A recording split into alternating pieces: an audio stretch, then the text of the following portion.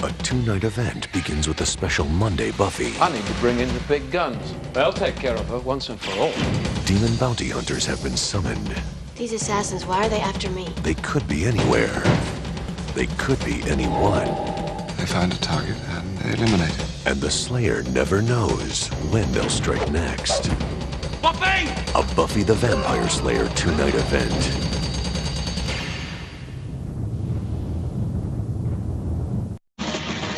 Hello, yo, and welcome to this week's edition of Slade, the Buffyverse Revisited. I'm one of your hosts. I'm Jeremy. I'm your other host, James. And this week, we will be doing a backflip into Season 2, Episode 9, What's My Line, Part 1. Backflipping into it like Dorothy Hamill skating her way to Olympic gold. There you go, Dorothy Hamill. Mark Hamill's sister. That's not accurate. Oh, that's okay. Okay. Well, I am a known liar, so. So, how you doing? I'm doing good. How are you doing, James? Yeah, I'm all right. How's the kitten? The new baby? Lulu, as I call her, as a nickname. Lulu's doing quite fine. She's actually outside right now with the rest of her siblings. She's doing so well now that she's pretty much she stays out there a lot. Now that I've got her over the hump of being kind of, I don't want to say malnourished, but she was just kind of undernourished a bit. Gotcha. But she's not now, and she spends a lot of time outside with her siblings, playing and going bonkers. So, but no, she's doing great. Good. Yeah. So what's new with you? Anything? How was your week? Same old, working, living the dream. Living the American dream. I'm trying to catch up on all the latest streaming shows and network shows and movies and all that good stuff. So see, I don't watch any network shows. I rarely watch just regular television, period. Yeah. There's some streaming shows I watch, obviously. But those are pretty easy because you can just watch them whenever the hell you want. Right. I've gotten to a point where even the network shows that I used to watch, like, religiously when they aired every week, it faltered to like, all right, I'll DVR it and I'll watch it when I can. And now it's kind of like, well, I'll just wait till the season's over and it's streaming wherever it's going to end up streaming. Yeah, and then I can just watch it at my own leisure. Right. I'm ruined to that. I can't do the network. I can't do we're going to feed you one episode for this many weeks, and then we're going to take this long break and not have anything for a while, and then when we come back for the second part of the season, you will have forgotten everything from the first part of the season. No. Right. I wish every service just like took a page out of Netflix's book and just dropped all the episodes all at once, because like, because it's almost, I'll use Obi-Wan as an example. Like, it's almost as bad as being on network television, having to watch one episode every Wednesday. It is. It's very annoying. It's like, just drop it all at once. I mean, but it reminds me, and all the streaming services, that reminds me of a joke Jim Gaffigan recently told, or I believe it was Jim Gaffigan. And he said, there's so many streaming services. We should, he's like, I got a great idea. We should bundle them all together and we'll call it cable. And I was like, yeah, exactly. Pretty much. Everybody has to have their own streaming service. Everybody seems like, what's next is the Golf Channel probably has its own streaming service too. It's like, give me a break. Probably. Anyway, do we have any news, notes, corrections, or anything from last week's episode? We don't have any news, notes, or corrections, or social media interactions, or email interactions. So, but Jeremy, yes. I thought it would be fun if we take a little bit of time here since we have referenced Rocky Horror Picture Show several times over the last few episodes, Sure. and we kind of did something a little similar, or well, I did a little similar to this on Facebook with the Rocky Horror Muppet Show, in which I suggested we fan cast the Rocky Horror Picture Show with Muppets. Mm-hmm. I thought it would be fun if we took just a few minutes here and did a Buffy the Vampire Slayer Rocky Horror Picture Show casting. Okay. So, who in of our cast of Buffy the Vampire Slayer characters do you see as Rocky Horror Picture Show characters? Okay, now let's figure this out here real quick. The rules here. Now, we're talking the characters. We are talking the not character, the real life, not the real actor, with the exception of, because you have to, Ash is going to remain Dr. Frankenfurter. Okay. But other than that, the rest of the characters. So Giles is Frankenfurter. I was gonna say, obviously. Right. So then that's the only one, obviously, that would stay as it was in real life, quote unquote. Since most of us should know that Anthony Stewart Head did play Dr. Frankenfurter in RHPS. Yes. So from there, who would you cast as Brad? See, I was just thinking of Brad. The obvious answer is Angel, but I think to be different, I will go Spike. Spike is Brad. Okay. Spike is Brad. Okay. And who would you cast as Janet? See, the obvious answer there is Buffy. However, is it really? Okay. Yeah. Okay. However, I will go Cordelia. Cordelia. Okay.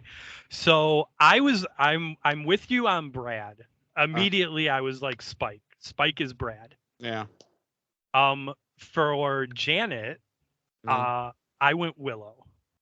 Okay, well, I thought her, and then I thought, I don't know, Cordelia seems like she would, kind of just fit that role better. I don't know.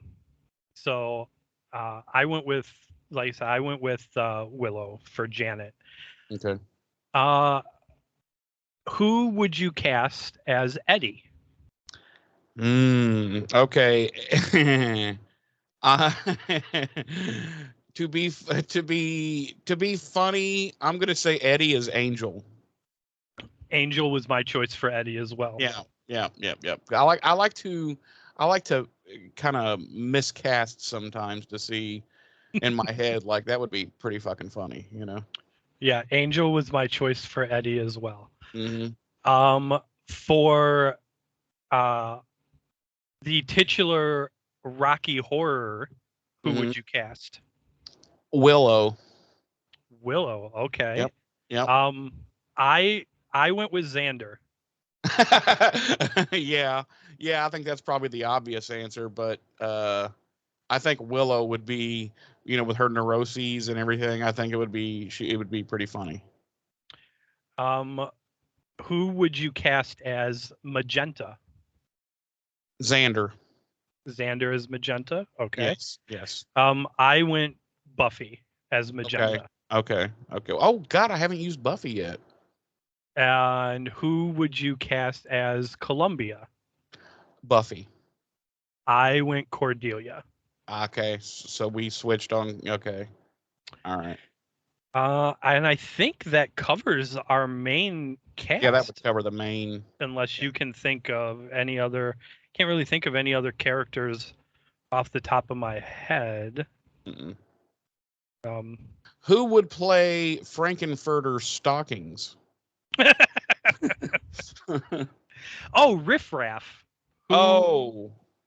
Wait, who do I have left?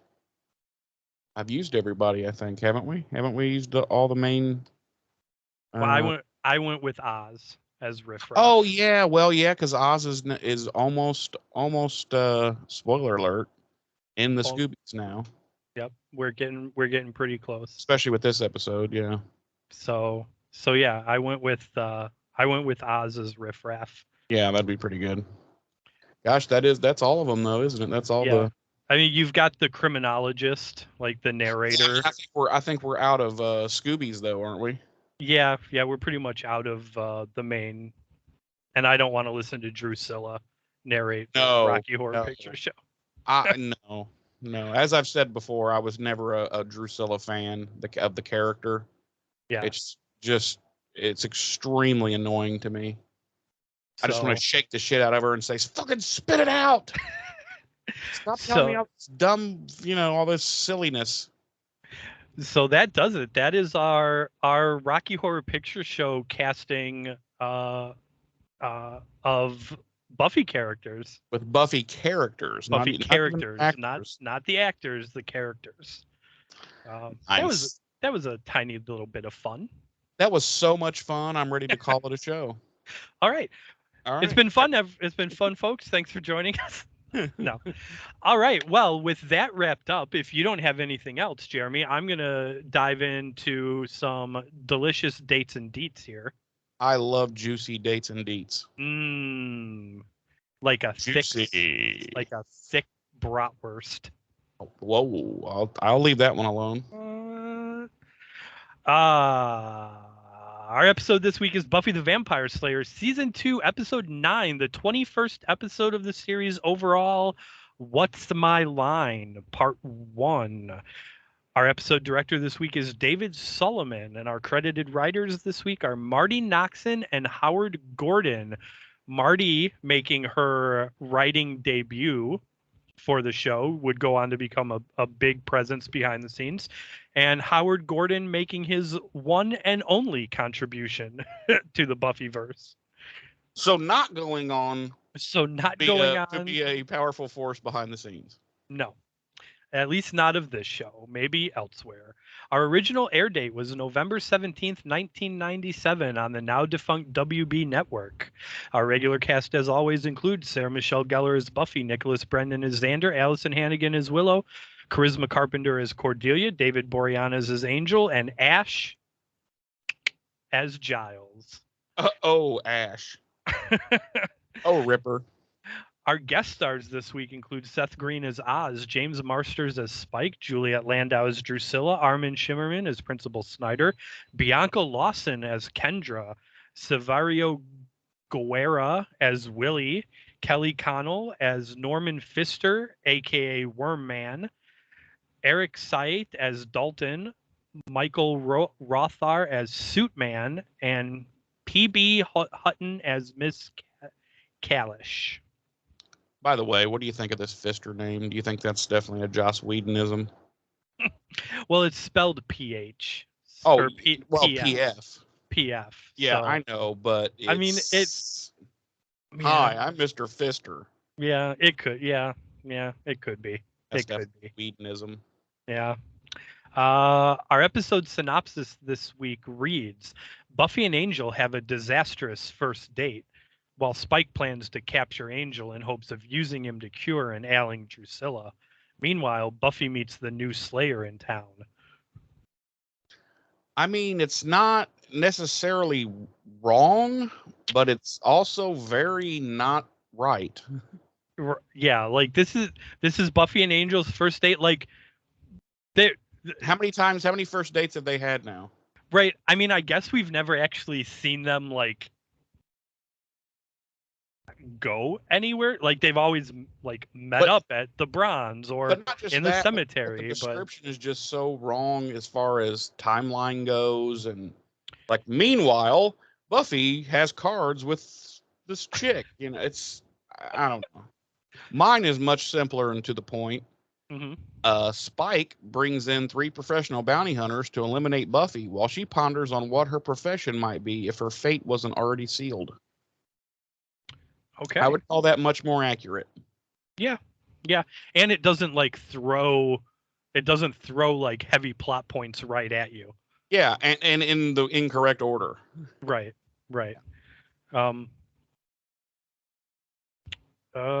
Yeah. So let's dive right into our cold open here. We open in Sunnydale High School, and we see a big banner sign indicating that the career fair is going on.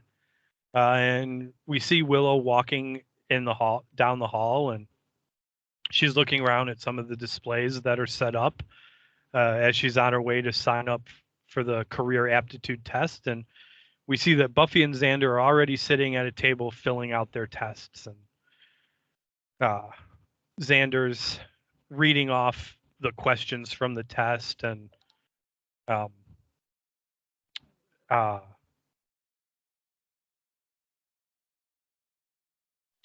um, once Willow gets to the table with them, they have some back and forth about about career week and the aptitude test, and um, what they're qualified for, and um, uh, Cordelia walks by and she's filling out the test, and um, uh, as she's walking by, she's reading one of the questions, and it says, "I aspire to help my fellow man," and she checks it off, and she's like, "As long as they're not smelly, dirty, or something gross." And Xander makes a comment about how she's always ready to give a helping hand to the rich and pretty. And Cordelia says, "Well, that excludes you twice." And she walks away, and Buffy questions whether or not she likes shrubs, and asks Willow what she put for the answer, and they decide they're pro shrubs. And Buffy kind of starts to get into it really doesn't matter what her aptitude test says, because her fate's already sealed, as the See, Slayer. this whole diatribe I never understood about her going on about, her fate is sealed. And okay, so you're the Slayer. So you got something you have to do from time to time. What's that have to do with just, you can still have a normal life, like a career, and you know what I'm saying? I don't understand it. She doesn't, it's not like has to slay 24/7, 365. Right. But up to this point in Buffy mythology, we have been led to believe and are under the impression that Slayers don't make it past 18. Well, yeah, for the most part. Yeah, so, yeah, it's true. So and she has already been killed. So, and you're right, she has already died once. So that's true. Like, I get what you're saying. Like, at first I was the same way. I was like, what the fuck does this have to do? Like, you're the Slayer. You still got to get a fucking job to pay your bills. Yeah, fucking slanging ain't gonna pay, baby. Right. Like, it's not like the Watchers Council is gonna set you up with a, slick apartment on the Hellmouth.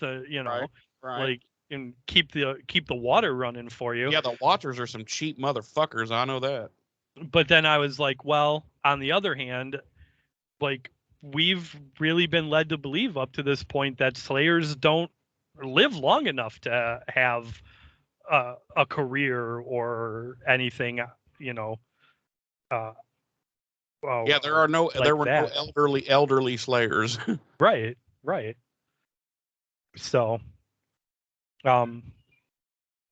yeah, she's going on about that, and Willow questions why she's taking the test, and Buffy says it's Snyder's hoop of the week. He's not happy unless I'm jumping. And Willow asks if she's even a little bit curious about what kind of career she could have had, and again, Buffy's like, sealed in fate, and we cut to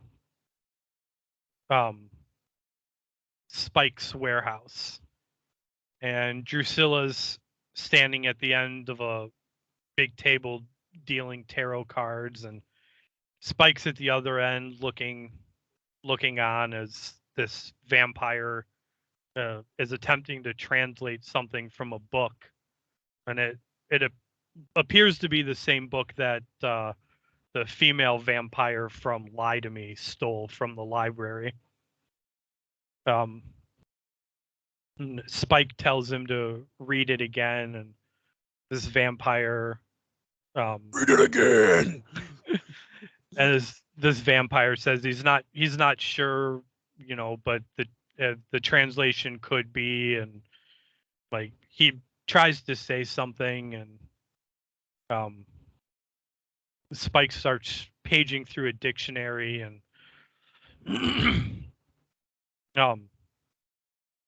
this vampire looks up at Spike and gives him like a goofy ass smile, and Spike fucking punches him right in the face. Yeah. He's supposed to be picture like a big nerd who's also a vampire. Right. That's this guy. And Spike's like, that doesn't seem right, meaning the translation that this vampire is giving him, and this vampire kind of gives him a sheepish little look and turns back to the book. And Drusilla tells Spike to come dance with her, and in her very weird, annoying way. And no, it's me. And Spike, don't ever do that again. All right, I'm doing that as soon as you're done. And Spike's like, leave us alone. We're trying to work. And Drusilla, starts to pout and whine. And, Spike goes over and he apologizes and, tells her, they're trying to figure out the translation in the book. And she puts her hands on her head, and she kind of stumbles a little bit and starts to whine more, and Spike rushes over to her and puts his arms around her and like steadies her and asks her to forgive him, and says he can't stand to see her like this, and tells her that they're running out of time, and it's the Slayer's fault, and every time he turns around she's messing up his plans or beating his ass for the 34th time or 11th time. 11th time. When Drusilla tries to comfort him and tells him that she knows he'll make it right, and Spike puts his hands around her neck and kisses her, and he turns snaps her neck and ends her. Right, and that's the end of Drusilla. That's the end of Drusilla, thankfully. And after he kisses her, he turns his attention back to the other vampire, and Drusilla goes back to dealing her tarot cards, and Spike goes over to the other vampire, and it's basically like, all right, tell me what you got, and this vampire says it looks like Latin, but it's not, and he's not sure what the language is, and Spike's like, or he says he's not sure it's a language, and Spike says, well, then make it a language. That's what a transcriber does. And is it though? But that's kind of like, this vampire is like, well, not really. That's that's Spike, not what a transcriber does. No, right. Not at all. Spike grabs him by the shirt and lifts him out of the chair, and, tells him he wants the cure, and Drusilla tells Spike to stop, and Spike wants to know why, and says some people find pain inspirational, and Drusilla tells him that this vampire can't help Spike without the key, and she's looking at her tarot cards, and Spike's like, what do you mean? The book's in some kind of code? And Drusilla says, yeah. And this vampire nods in agreement. And Spike shoves him back into the chair and then walks over to Drusilla and looks at her cards. And there's a mausoleum pictured on one of the cards. And Spike asks if that's where they'll find the key. And Drusilla says it is. And Spike says he'll send the boys to get it. And Drusilla asks Spike if he'll dance now, and Spike says he will, and he pulls her up from her chair, and he says, we'll dance on the Slayer's grave, and they start to dance around, and that's the end of our cold open. That is our cold open. And boy, the less I have to deal with Drusilla, the better.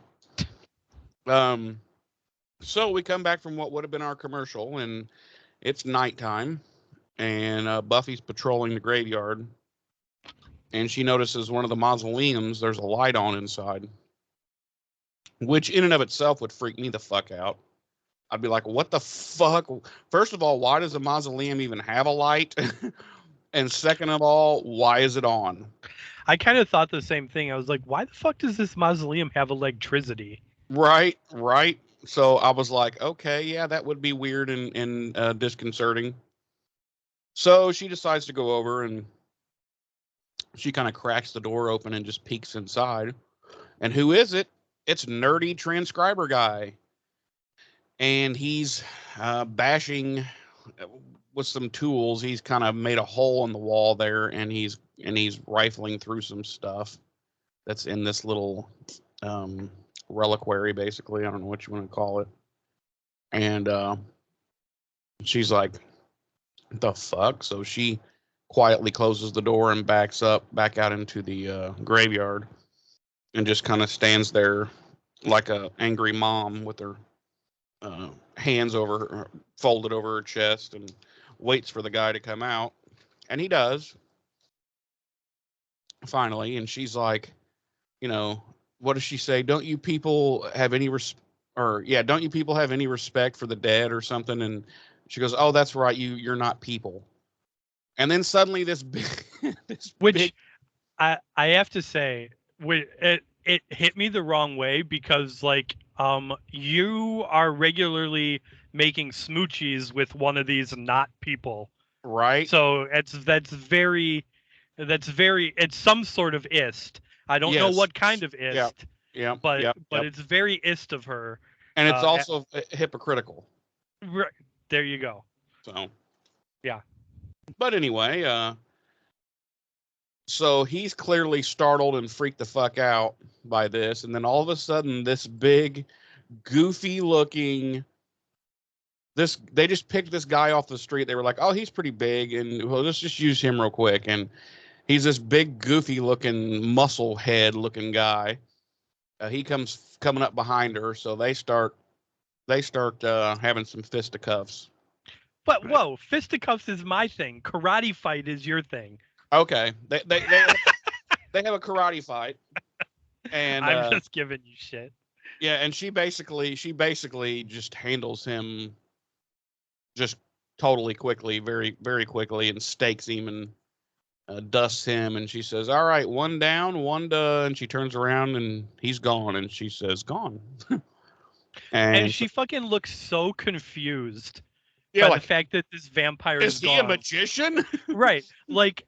And I realized that Buffy made pretty quick work of this other meathead vampire, but it certainly wasn't in such a quick amount of time that dude couldn't have bolted the fuck out of there. Well, yeah, because Angel disappears just when you blink. Right. So it's like, well, yeah, that's a thing they do. What did you think he was just going to wait for his turn to die? Yeah, look at this guy. I have my number here. I'm next. Right, especially look at that dude. He's clearly not one of the fighting vampires. Right. And here's the other thing that drives me crazy is fucking Spike had said he's going to send the boys to go get this thing. No, he just sent the nerd and some big goon. Right. So I don't know what that was about, but apparently budget concerns did not allow the boys to go. They had to use the guy who was already being paid. So anyway,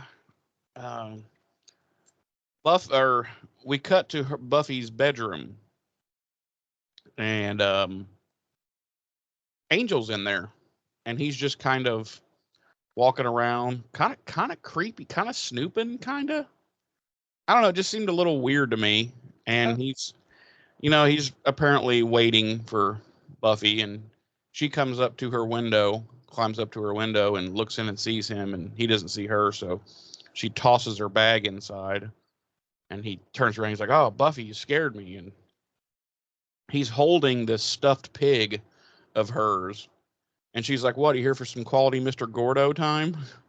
And he's like, "Huh?" And she's like, "The pig," and he's like, "Oh." So he's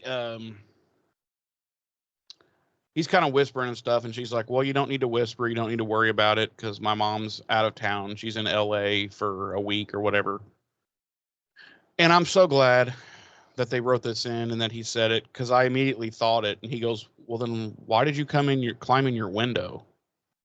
And she stops for a minute and thinks about it, and she's like, "Habit, I guess." And I was like, "Oh, good. I'm glad they didn't just gloss over that, because I would have said, then what the fuck is she climbing in her window for?" You know? I thought the same thing. As soon as she was like, my mom's in LA, I was like, why the fuck did she climb in her window then? And then like they literally addressed it, and I was like, okay, good. Also, her mom's in LA art buying. Yeah. I didn't know there were whore conventions. there are whoer conventions in law. Because we all know what Joyce really does. Right. That's how they live in that nice suburban home. It was probably the Adult Entertainment Expo, and she went there to turn tricks outside the convention center. She's turning tricks at a porno convention. Yeah. She's not even in the pornos. She's just turning tricks. Right. Because she knows all those guys attending the porno convention are coming out like hot and heavy, raring to go. So she's going to be able to pull in that dough. Yep, she's going to need she needs some of those sweet Benjamins to pay for that suburban fucking home because that's a nice house, dude. It is a nice house. Oh yeah, it's California, it's a nice house. You know. Oh yeah, nice suburb of in California there. Oh yeah, it's a nice house. It's a nice house. That shit ain't cheap, even in the 90s. Oh no, she's definitely fulfilling some MILF fantasies out there at the Adult Entertainment Expo in LA. So, God, what a whore. So, he's basically there because he has a bad feeling and he's worried about Buffy. And she's like, "Oh, great. Every time you come around, it's fucking bad fucking news and Buffy's in trouble," kind of thing. And then she realizes she kind of snapped at him. So, she apologizes and she's like, I'm sorry, it's not you. It's basically, I've had a shitty week. And he's like, "What's up?" And she's like, "Well, this thing at school." And he's like, "What, career week?" And she's like, "Yeah, how did you know that?" And he's like, "I lurk." I'm like, "Wait, you will lurk around at the school? Like, what the fuck, dude? If you're 200 and something years old and you're lurking around a high school, you need to maybe look into a hobby." Right. So start doing puzzles or something during the day when you can't go out. Puzzles, dude. Get a coloring book or something. I mean, fuck. Lurking around a high school when you're 240 years old is a little fucking weird. It's not a good look, Angel. No, it's not a good look. Even in the 90s. Now, imagine today in 2022, he's hanging around a fucking high school. Yeah. He wouldn't lurk for he would last maybe 45 minutes before someone was like, "The fuck is that dude doing?" Yeah, look at that guy. He's like fucking 40. What's he doing here? Look at that dude in the velvet button down and the white wife beater. What the fuck is he doing over there?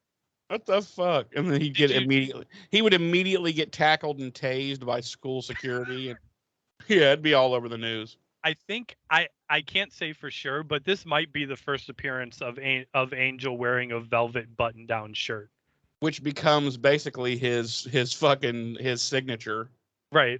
Until his own show. Till his own show, yeah. Right. Well, no, there it becomes more of like silk button-down shirt. Yeah. So anyway, so he's like, yeah, I lurk, and he notices a picture on her desk of her when she was a little girl at an ice rink, and he's like, was this kind of your thing as a kid? And she's like embarrassed by it. And she's like, yeah, Dorothy. She was obsessed with Dorothy Hamill, and blah blah blah. And she wanted to skate, and her parents were always fighting and screaming, and the ice rink is where she felt safe. And I was like, wait, what? In that picture, you're like 4. Like, what, you just got in the car and went to the ice rink when mom and dad were beating each other up? I mean, I don't know. It just seemed weird. So Angel mentions that there's an ice rink he knows about that's closed on Tuesdays. Buffy points out that the following day is Tuesday, and he smiles and says, I know. And then he stabs her. What? which it doesn't go at all with the show, but hey, I didn't write it, all right, folks. I'm just reporting. He stabbed her. It was just a flesh wound in the upper shoulder area. She's like, damn, what kind of joke is that? I think you saw a different episode than I did. Did I? My bad. Maybe I saw the one. Maybe I saw the one from the porn convention, the Buffy the Vampire Slayer. Yeah. Okay. Buffy the Vampire. Actually, it wouldn't even be Buffy the Vampire Layer. Right. I was gonna say it wouldn't even be Buffy. They would just straight up be Buffy the Vampire Layer. Yeah. Is what the porn title would be. Not that I know anything about porn titles. Me either at all. I don't even know what the word porn means. Right. Like I'm completely confused by that. Like that's dirty. Not on my Christian Minecraft server. Thank you. Anyway, the next day, Xander and Cordelia are. Also, hold on. So, why do they have to go to this rink when it's closed? Well, I assumed it was because this is just my assumption that because when it would be open, it would be daytime, I guess, and Angel poof turn into ash in the daytime thing. That's my only, because other than that, I don't know. I don't have an answer. Like why they just couldn't go and be like, hey, we're 2 people here to ice skate. Right. You know? Okay. I would only assume that maybe prior to closing hours, it's daytime. It's only open during daylight hours. Yeah. As soon as the sun begins to set, they close. And everyone runs home as fast as they can. And everyone's like, it's the middle of November. It gets dark at 4:30. And they're like, yep. Sorry, hey, we don't make the rules. We don't make the rules. All right, we're open from sun up to sundown, and sundown is in 5 minutes. Get the fuck out. Everybody get the fuck out, because this is when the vampires come to ice skate, and if you're here, they will eat you. So anyway, we're at school the next day, and there's this big printout stapled to the. Are they outside in the what do you call that? The quad. Yeah, they're in the quad. Okay, so there's this big readout, which seems wrong to me that they would just post everybody's shit all together outside for anyone to look at, but okay. So Cordelia and Xander are looking through this, or really Cordelia's looking through it, and Xander's, kind of watching, and she finds her results for her aptitude test, and it says she would make a good personal shopper or motivational speaker. And Xander says motivational speaker. How does he say that? I didn't write it down. He says motivational speaker on what? 10 ways to a more annoying you. Yeah, there you go. Yeah. And so she's kind of annoyed. Well, she flips a few pages to his and looks at his results and just busts out laughing and just fucking walks away. He's like, what? Well, wait, what? And so he gets in there and starts looking. And we cut to Buffy and Willow. They're walking around outside too, and talking about Buffy's little planned ice skating outing with Angel. Mm-hmm. And Xander rushes up to him, complaining. And he's like, you guys, I would say you guys know me better than anyone, right? And they're like, yeah. And he said, probably better than I even know myself. And they're like, yeah, probably. And he says, do you see prison guard on me? Yet So neither one of them takes the opportunity to be like, yeah, you fucking schizo. yeah, skis, get the fuck out of here with your porn star shirt. But yeah, so apparently his aptitude test has says he's going to be a prison guard. What? In the fastly growing field of corrections. What? Yeah. Yeah. Like Cordelia's at the very least, like, not the motivational speaker part, but like the personal shopper part, I was like, okay, that makes sense. Yeah. Well, like they were like, Xander is a prison guard. I was like, what? Like nothing about Xander says prison guard. No, but you know what would have been cool, and obviously this is, hindsight's 2020 kind of thing, but it should have said construction worker. Construction worker. I was gonna say, and this falls into hindsight being 2020. Cordelia's other aptitude as self-help speaker or whatever does in a way tie into her future endeavors helping the helpless. Yeah. So, and obviously the writers didn't know anything about that at that point, so it's a hindsight kind of thing. But when that came up, I was like that's kind of, it's a neat little like unintentional tie-in, so to speak, or whatever. Yeah, and I don't know, spoiler alert, what we know Xander goes on to do, it would have been cool if he'd have been like, do you look at me and see construction worker? Right. And yes, I do. That or possibly burger flipper. And honestly, with it having been so long since I've revisited these episodes, I was expecting him to say construction worker.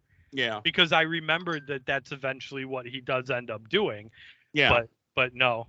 So. And he's good at it. He's actually really good at it. Yeah. But anyway. So let's see, where did I leave off? Oh yeah, so apparently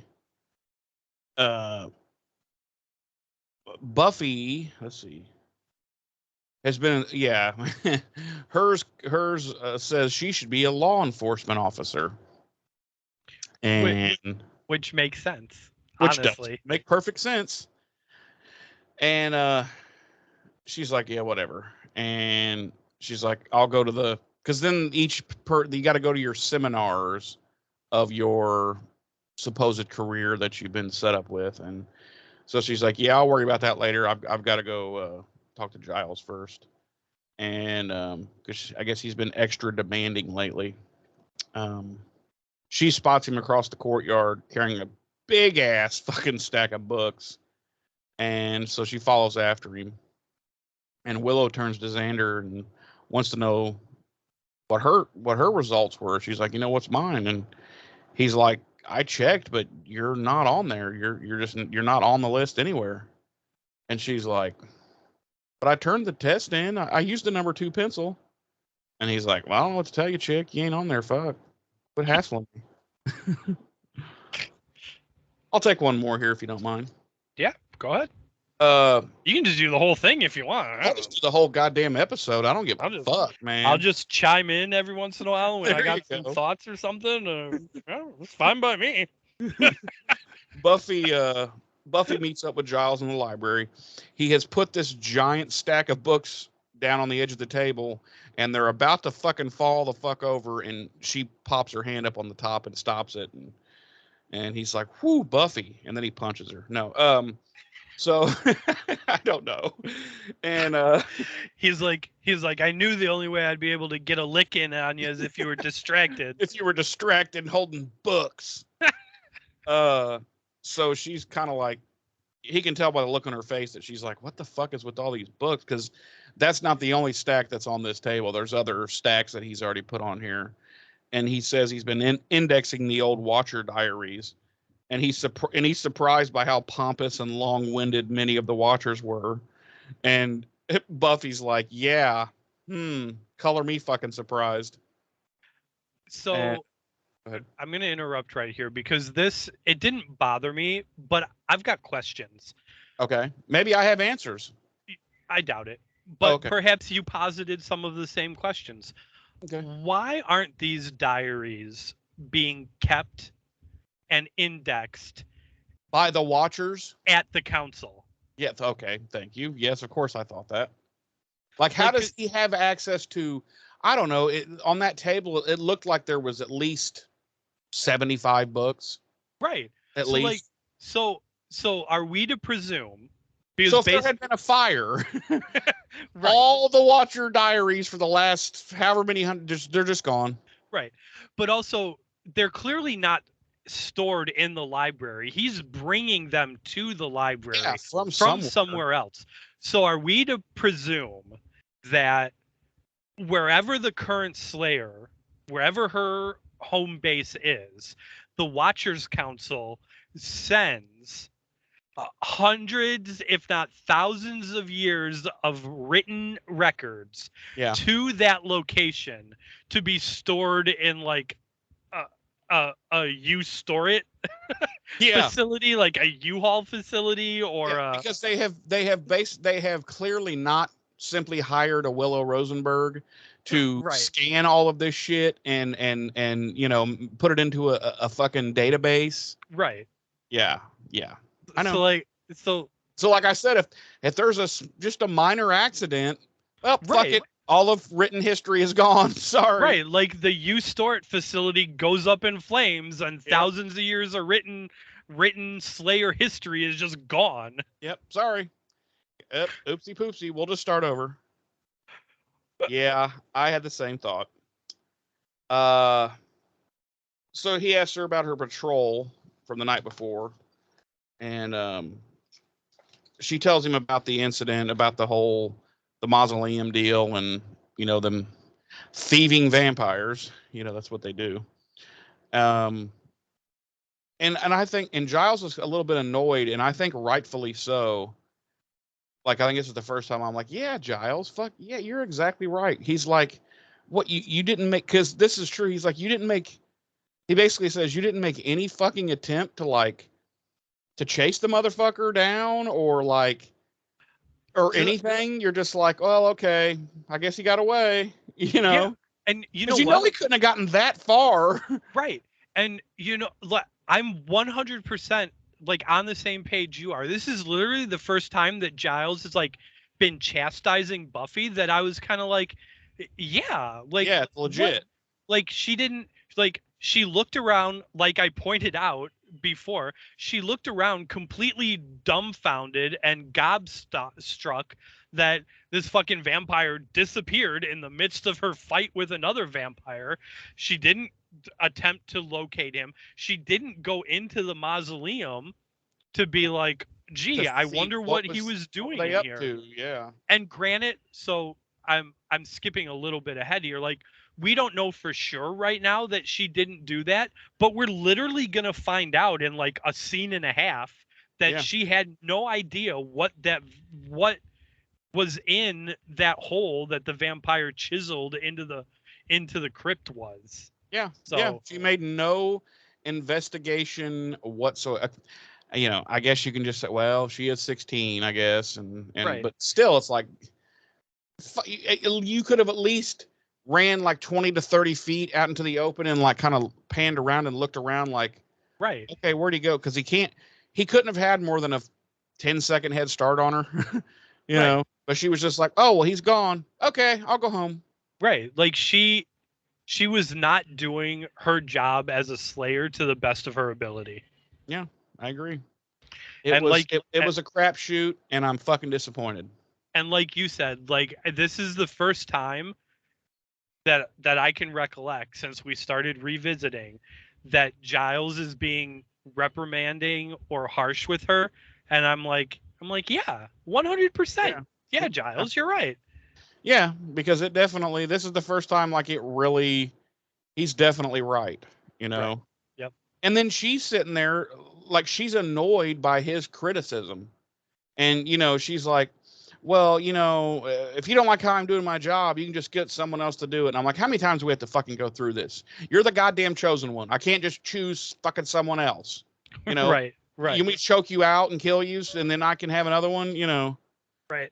And she's like, oh, wait, you can't do that unless I died. And then I'm all like, did everyone forget that she did fucking die? Right. I mean, what the fuck? But anyway,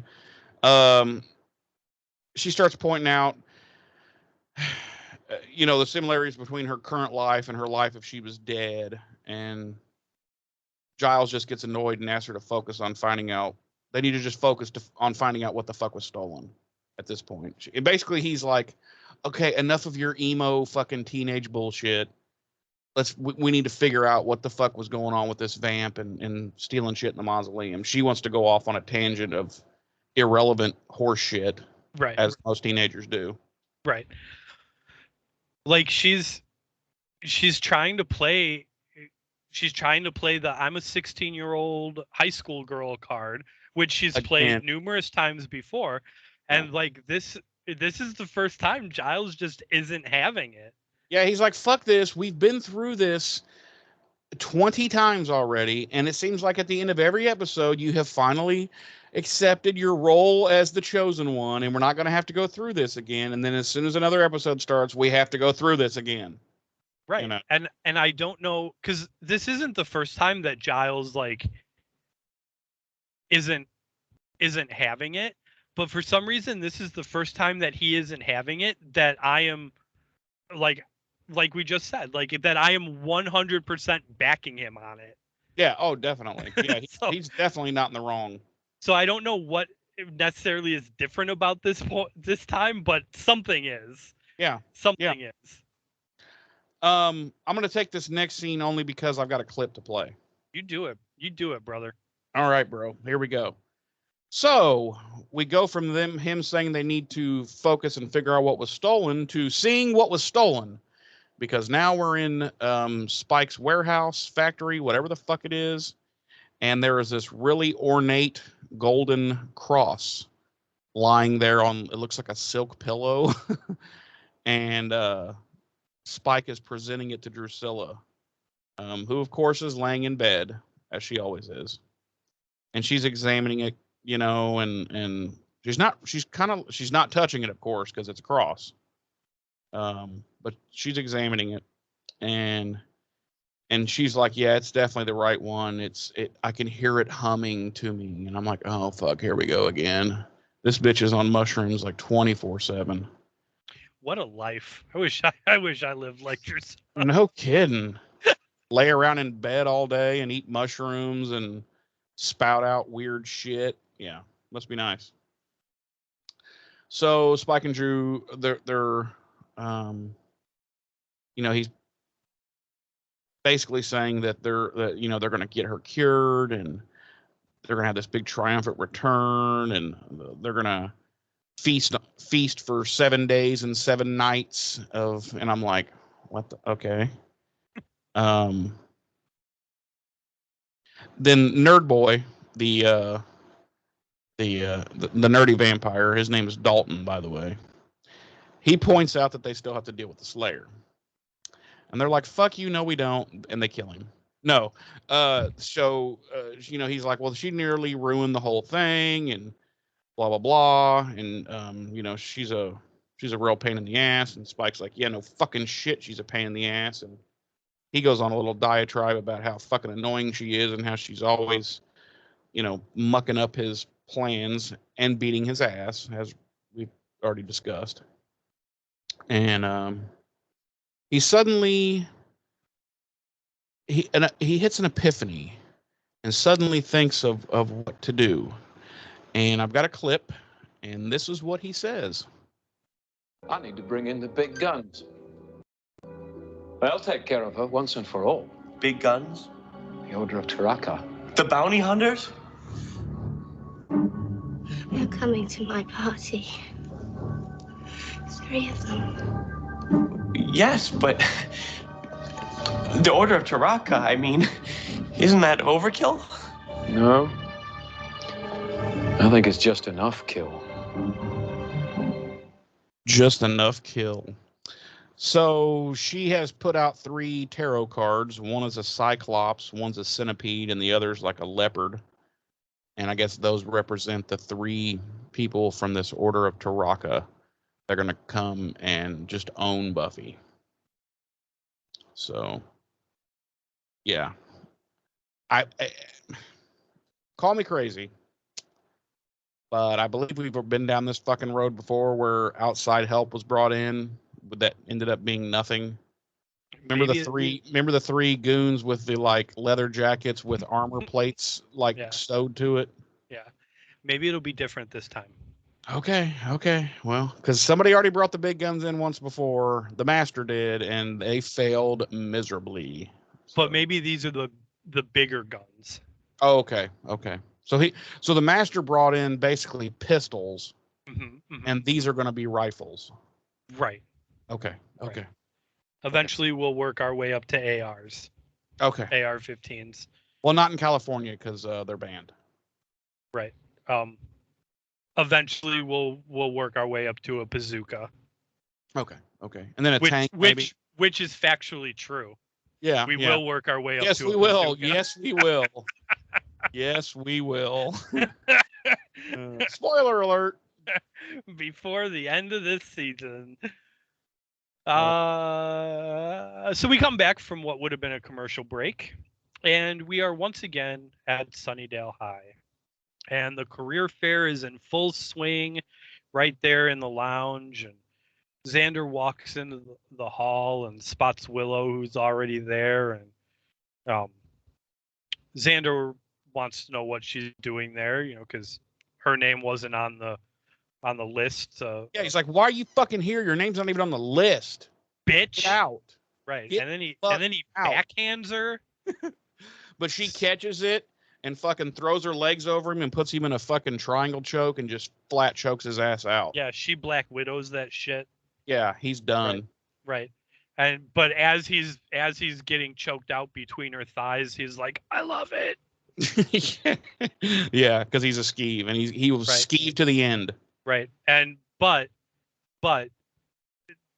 to that end, while she's choking him out between her thighs, and Xander's like, "I love it," Willow's like, "So do I."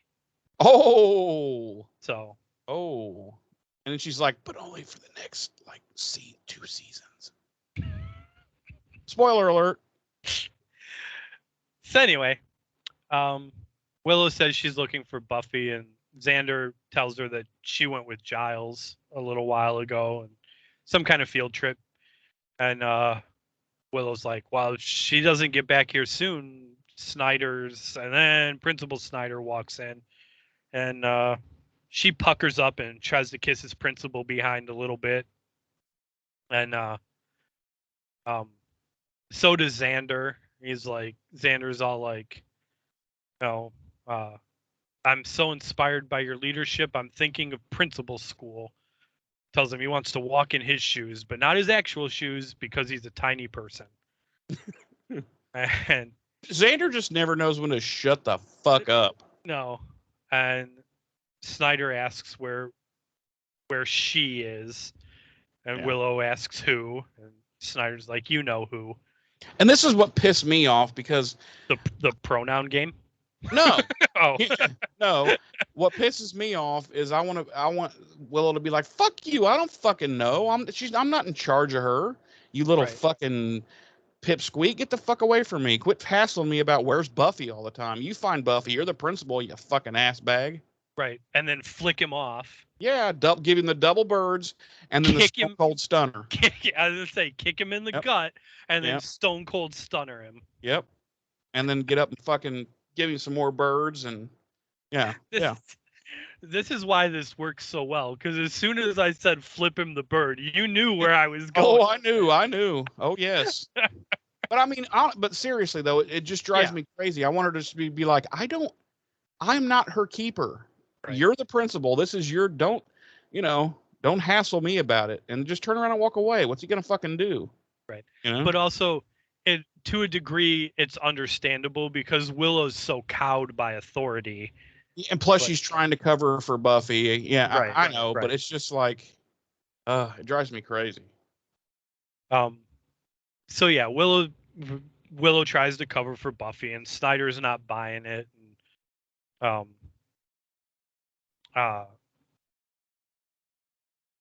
Key and Xander have a little back and forth, and then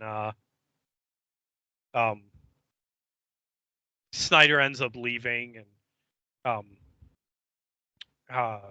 Xander tells Willow that he'd like to stay, but he's got an appointment with the warden regarding standard riot procedure, and he leaves.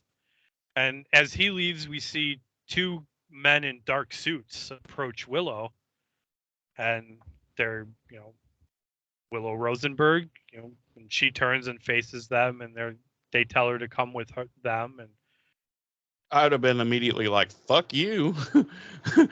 I don't know. No, not going with you anywhere. And so they take her by the arms, and they take her to they kind of like forcefully, they're like, come with us. Yeah. And they like get her by the arm. I'm like, what the hell is this? And so I'm not gonna lie, like at first I thought maybe the Watchers Council. Oh, you know what I was thinking? FBI. Yeah, I was thinking one of the NSA, FBI, CIA. That was at first I was like, maybe Watchers Council, because again, it's been a while since I've watched these episodes. Me too. Yeah. Years. So I had forgotten too. Yeah. Right. So my first thought was Watchers Council, maybe, and then I was like, more likely FBI or some other government agency. I was waiting for the X-Files music to hit. Right, and then David Duchovny and Gillian Anderson to be standing there behind the black curtain.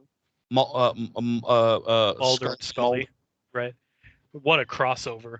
That would have been fantastic. Or Mully and Sculder. Sully and Mulder.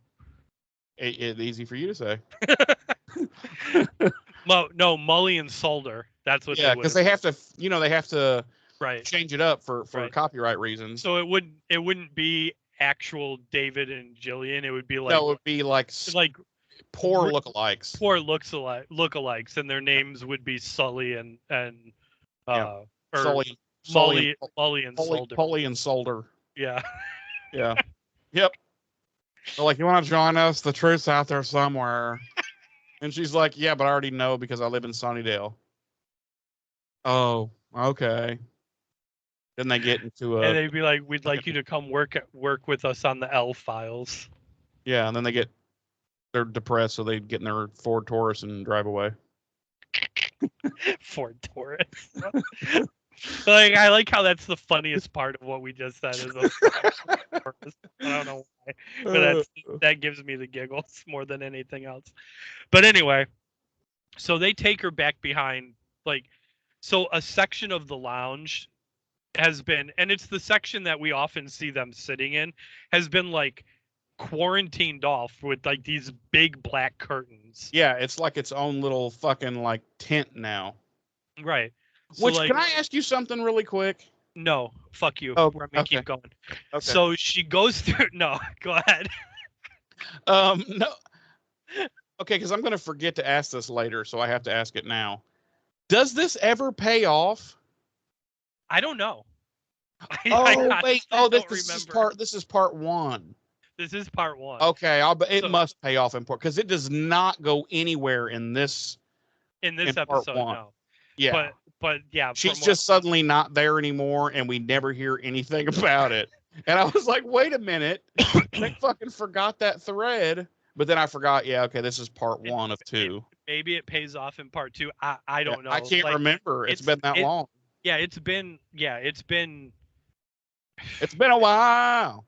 Right. We'll just leave it at that. It's been years since I've rewatched the series in its entire especially seasons 1 and 2. Right.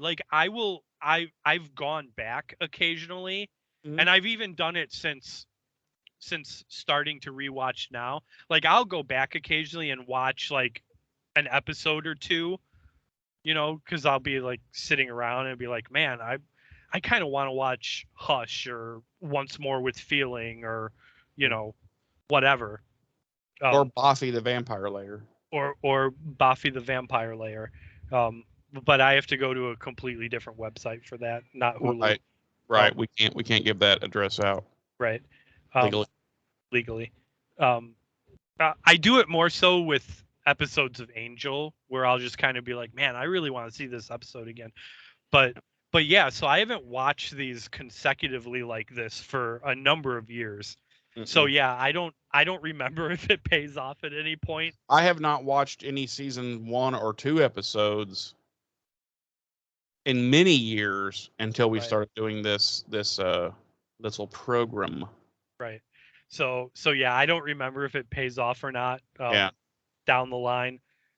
It'll be a surprise for everybody. I think it probably does, but I had forgotten when I jotted this note down. I had forgotten that this was a part 1 of 2, because it most certainly does not pay off in this episode, like in this first part. It's just not mentioned anymore. But anyway, yeah, she's now in this tinted off area. Right. Because I don't think we even see Willow again in this episode. Oh, we do. Do we? Do we? Mm-hmm. That's what I'm saying. And she's just where she's at, and it's just like, wait. Oh yeah. Okay. What happened to the whole? Yeah. So anyway, she's in this like secluded off area, and a waiter walks up to her and holds out a tray of hors d'oeuvres, and the recruiter's like, try the canapé, it's excellent. Which, by the way, I paused it and went back. There did not appear to be anything that could be considered a canapé on that tray. There were like club sandwiches, and then it looked like little bowls of Hawkers. Why don't you explain to the listening audience what a canapé is, Justin or Jeremy? Wow. Sorry. Hey, I will get into that.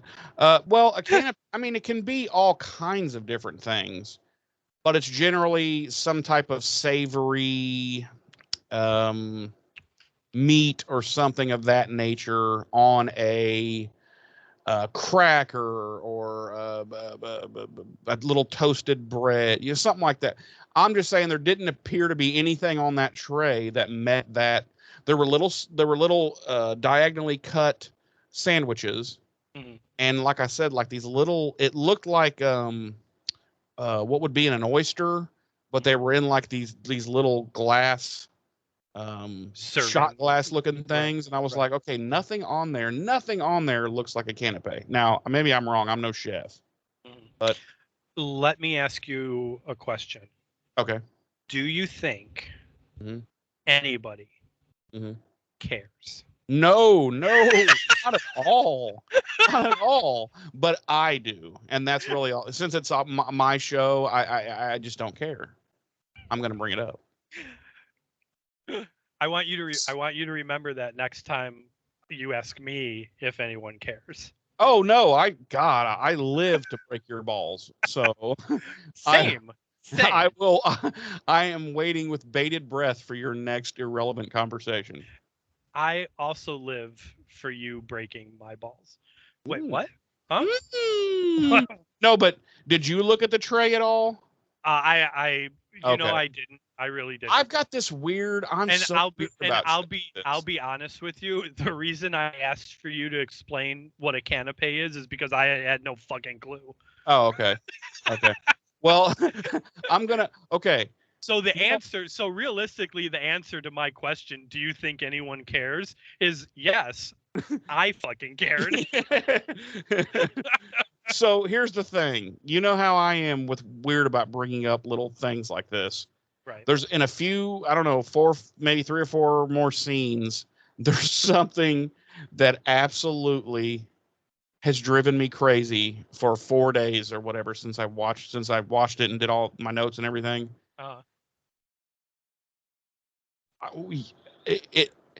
It's so annoying to me that I want you to go back and I want you to look and see if I'm correct.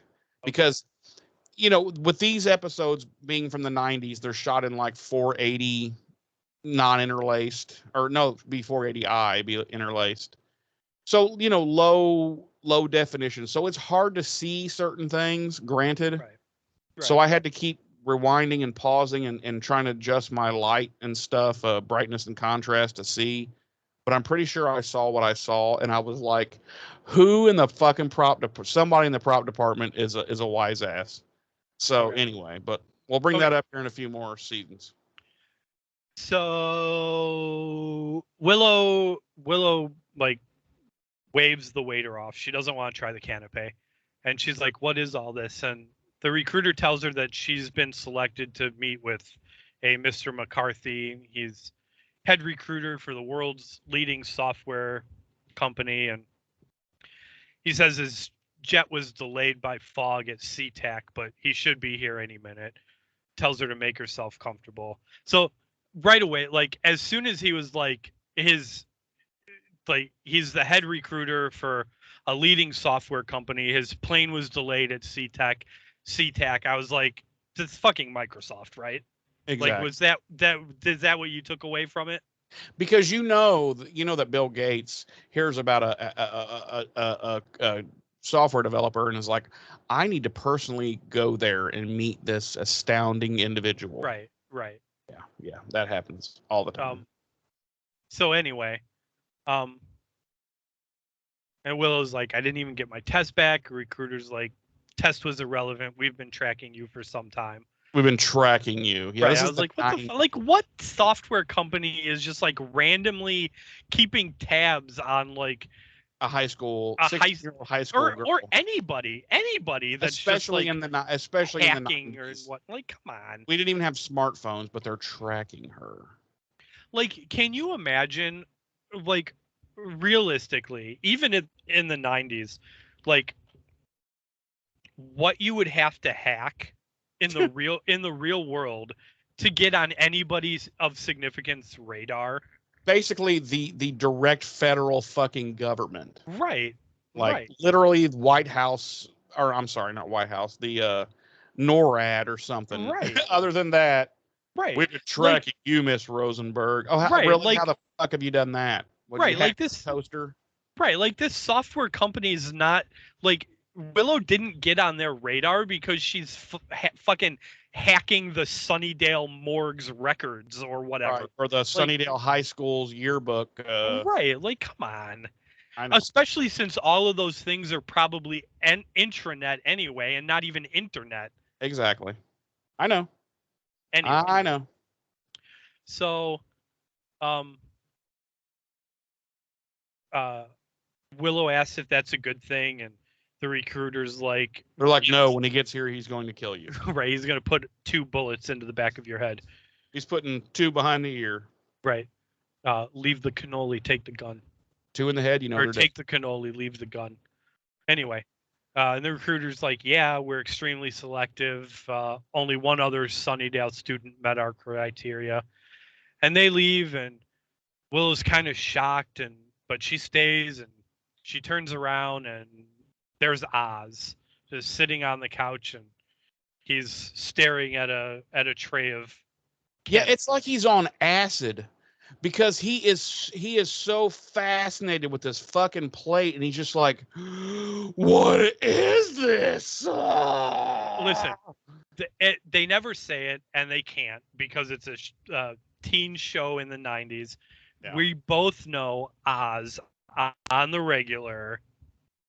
Oh, and it ain't smoky. We're talking, this is straight up fucking... This is straight up like triple dipped fucking Jesus Christ blotter. Like he is on some shit because he is so fucking fascinated with this plate. And speaking of someone who's done plenty of acid in their life, yeah, he is mesmerized by this fucking plate. And I'm like, okay. He's contemplating how he can turn those half sandwiches into a bong. Yeah. And, he's like, and he's also trying to understand which language the cheese is speaking. He's like, I'm pretty sure I could turn this triangle ham and cheese into a bong. Yeah, but triangle ham and cheese that is clearly not a canapé. So yeah, he's just examining this plate, and Willow sits down next to him and looks over at him, and he notices her, and he kind of like, you can see like he does a little bit. It's not really a double take, but it is a double take. Like It's finally he's face to face with right, the like girl he he's been he seeing. realizes that this is the girl he keeps seeing, and wants to know who she is. He looks down at the plate in his hand and he holds it out to her, and he's like, "Canapé?" And we cut to the cemetery. And I would be like, fuck no, you have been eye fucking that plate and breathing on it for the last God knows how long. Fuck no, I don't want one, you creepy fuck. And then he'd be like, what? Right. He would be like, "Oh, you're harshing my buzz, Willow." Harsh at my high, man. So we cut to the cemetery, and Buffy swings the gate open and walks in. She's clearly upset, and Giles is kind of running to kind of keep pace with her, and we hear he's like begging her to slow down, and she's all like, "Stop Fuck being a you, little bitch, old man." Yeah. What? She's like, fuck you, old man. Yeah. And the sad part is he's younger here than we are now. Rest in peace. R.I.P. to my feelings. Yep, me too. And she's snotty. Like she's reeling from the fact that Giles is finally calling her out on her bullshit. And deep down Is inside, what's happening here. this is the first time she knows he's right. Right. And that's essentially what's happening in this moment here. Like she's all like, "We have work to do. Remember, get with the program." And Giles is holding his chest and breathing hard to try and catch his breath. And they walk up. He's like, "How about you quit being a fucking bitch?" And then he throws a brick at her. Right. But it hits her and just disintegrates because she's a Slayer. Right. There was an alternate scene where it actually cracked her skull open and she died. She had a subdermal hematoma. Yeah. And she had a little bit of brain fluid leaking from her ear canal. Yeah. Yeah. They weren't able to save her, so they had to go back in time in the time machine. Right. Yeah. And then What's My Line Part 2 just introduced a whole new Slayer. But they don't mention it. They're just like, right. It's just still the same person. It's a blonde. They used her stunt double. Right. They're just like, "Hey, here's Buffy," and she's like, "What's up, guys?" And she's smoking a cigarette, and she's like 38. Yeah. No, I was gonna say they introduce a new Slayer, but they don't address the fact that, like clearly Buffy's dead, but they don't even address it whatsoever. Right. They don't say anything about it. Yeah, they're just like, "Oh, Xander's just like, here's Buffy. Let's ask her." And she turns around and she's smoking a cigarette. She's no, but what I'm saying is it's a whole new. It's not even Buffy. It's not even Buffy. It's like a whole new Slayer, but they don't really address the fact. Oh, okay. So now it's like, well, we'll just call her Tammy then. Tammy the Vampire Slayer. The Vampire Slayer. She's missing like 2 of her front teeth. Right. She's smoking a cigarette. Right. She's like, "Before I became the Slayer, they used to call me Trailer Park Tammy." Who needs a Slayer? And then I'm sitting outside the trailer one day with my feet in the kiddie pool, and all of a sudden, these 2 guys walk up to me and they're like, "You've been chosen, Tammy." And I'm like, "Chosen for what? Did I finally win the lottery?" You got any cigarettes? Next thing I know, they're shipping me off to this place. It's nice and all, but I don't know. Let me bring all my shoes. Right. I don't know demons from a hole in the ground, you know? Hey, Xander, can you light me up? The fuck? It's a fucking It's a goddamn cigarette that's like this fucking long. One of those, Right. like Right, old it's not women cigarettes. like you would expect Trailer Park Tammy to be smoking like a pack of like Marlboro menthols, but no, she's got No, like it's got these the are right, it's got the cigarette holder, and it's one of the like something you would have seen Audrey Hepburn or yes. yeah, like An old Elizabeth Taylor, like Lauren Bacall or something in an old movie, like daintily smith like that. But except she's not that person. Right, she's not that person. She's And it's Trailer always got Park like Tammy. an inch long ash on it. Needs right, to be right. She's like, yeah. I need to ash this, Willow. Can you bring me the ashtray? Hold out your hands, and she ashes Right. in Willow's Like hands. she ashes it on the floor of the library, and Giles is just disgusted. He's completely fucking. He doesn't even know what to do. Right. So this is our new show, Tammy the Tammy's Vampire Slayer. And the opening intro is still Nerf Herder, the Buffy the Vampire Slayer theme, but it's played on banjo. It's played on banjos. It's like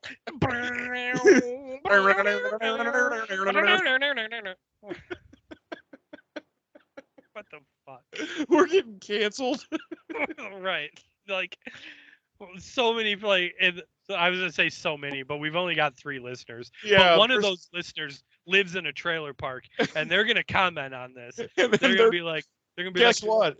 Guess what? I live in a trailer park. Oh. You're gonna comment on this. You're gonna be like, "Fuck you guys. We're not all like this." I'm gonna cuss myself out. I'm done listening to this piece of shit show, and I'm gonna have to respond and be like, "Jeremy, you live in a trailer park." Yep. We didn't mean, Yep. this wasn't. I literally live in a trailer park. Yeah, it's a double wide though, just so you know. Okay. Well, I didn't know that. Yeah. Now I kind of feel bad. Yeah, I don't. But, I think it's hilarious. I'm kidding. I don't feel bad because fuck. I'm kidding. I don't feel bad at all for you.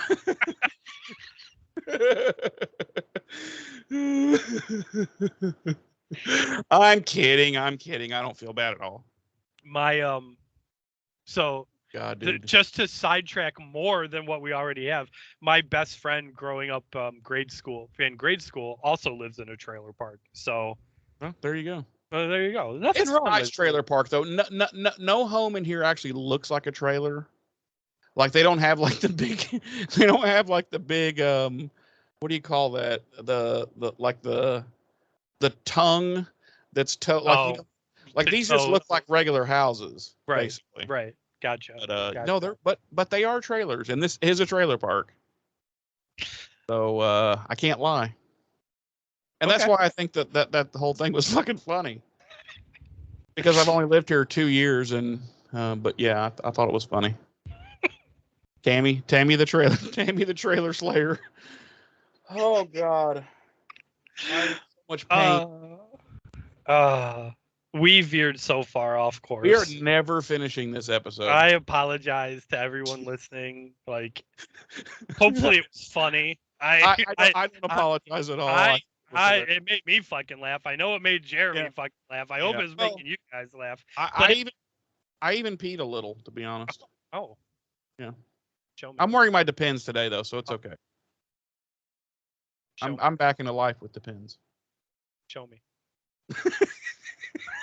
You got some kind of weird fetish for pins. I've got a Depends fetish. Oh God! Please continue. Ooh, those adult diapers. What the fuck? What is happening What right is now? wrong with you? I don't know. Anyway. Oh my God. So Giles tells Buffy she's behaving very immaturely, and Buffy's like, well, you know what? That's because I am immature. I'm a teen. I've yet to mature. And Giles tries to explain that he was just trying to offer some constructive criticism, and Buffy Buffy gets legit angry with him, and she's like, "No, you were being harsh. You act like I picked this gig, but remember, I'm the picked." And But here's another thing. She does this a lot to him, like this. Like he's the one who picked her. right, like it's not Like his he's not. He's just there to try to help you. right. It's not like he didn't choose you and like ruin your life, right. It's not like back in Inca Mummy Girl during the student exchange when like Giles is handed like a brochure of fucking teenage girls. Right, and he's like, and this is like looks as she'll like do- right, like here, pick your next Slayer, and he's like, oh, that one. yeah, Like, no, it's not how it fucking works. yeah. Buffy. She's always taking that out on him. God, Buffy. You know what? It's taken us 21 episodes, but Buffy's kind of a bitch. I think she's the true villain. Buffy is the actual antagonist of this entire show. She is the big bad of every season. Wow, I can't wait till the next episode when we're introduced to Tammy the Vampire Slayer. Right. Then Giles is kind of like goes on his like, it's not just a gig, it's a sacred duty speech again, and he's like, that doesn't mean that you can't also eventually like have a real job or and like I do, and I'm like, wait, you're a school librarian? Is that really a real job? Like, wow. I'm just saying, like, no offense to, because there was, listen, when I was a kid, I loved my school librarian in elementary school. I just loved her to death. But I'm just saying, if you're Rupert Giles and you're 40, what did we figure he was? I think like 41 here or something like that. Something like that, yeah. And you are a high school librarian, do you really have a job? Or do you have a job, but do you really have a career? Wow. Because, I mean, you're working what is it? Back then, I guess it'd be about 8 months out of the year, something like that. And you know that the pay is the shits because they won't even pay fucking teachers. So right. He's making probably less than the kid working at Wendy's. Which begs the question, too. How does he have such a dope-ass apartment? He does have a dope-ass apartment. Yeah. He's certainly not affording that on a librarian's salary. Well, I assume he's receiving some type of salary from the Watchers. That's what I was going to ask. Do we think being a Watcher is a paid gig? Oh, it has to be. You'd think it would have to be. Because here's my thinking on. I don't want to. God, we're an hour and a half in, and we're listen. I don't want to go too far off on this tangent, but I would say it would have to be because what if you got to send a Watcher out into the field, to go watch the Slayer, help the Slayer, whatever? You don't know that person is going to be able to immediately find some type of gainful employment or, right. Yeah. I would say. Yes, it has to be. There has to be some kind of salary involved. Like, here, go risk your life every single fucking day and be with the Slayer and do all this shit, but we're not paying you. This is just something you're going to do because you love it. Right. No. Right. No. Watchers get, they're at the very least a 1099 employee. But, and again, not to stray too far off topic, but if we jump ahead a season, we do come across a couple instances where it almost seems like being the Watcher assigned to the Slayer is not necessarily the privilege it's made out to be, or one might think it is. Well, they kind of make it seem like being the Slayer, the Watcher assigned to the Slayer is almost like bottom of the rung. Like, that's kind of where you start. You start in the field. That's the beginning. And that's, again, not to jump. You're trying to ascend up to, say, the council. Right. And again, not to jump too far ahead of where we are in the show, but that is something that's kind of put out there in season 3 as kind of like maybe the Watcher of the Slayer gig's not as esteemed as one might presume it is. Yeah. But anyway, so and Buffy, like, explains to him, it's one thing to be a watcher and a librarian. Like, they go together, it's no one's going to question if he wants to spend all of his days with books, but what's she supposed to do? And he's like, I get what you're saying. And he's like, but, It's like, have you ever thought about porn? I mean, I'm just saying.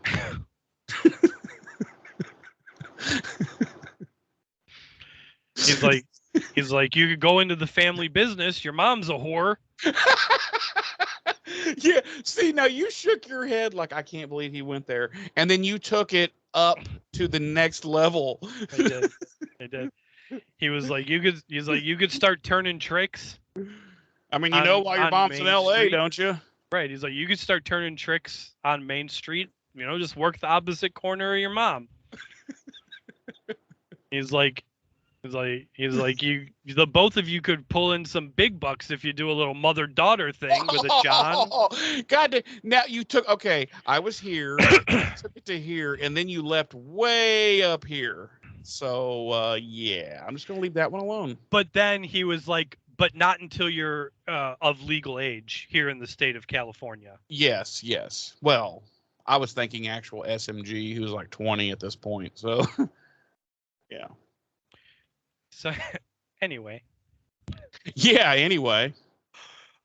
He's like, well, you've got a point. And he's like, I never really. And then he's like, hey, you ever thought about law enforcement?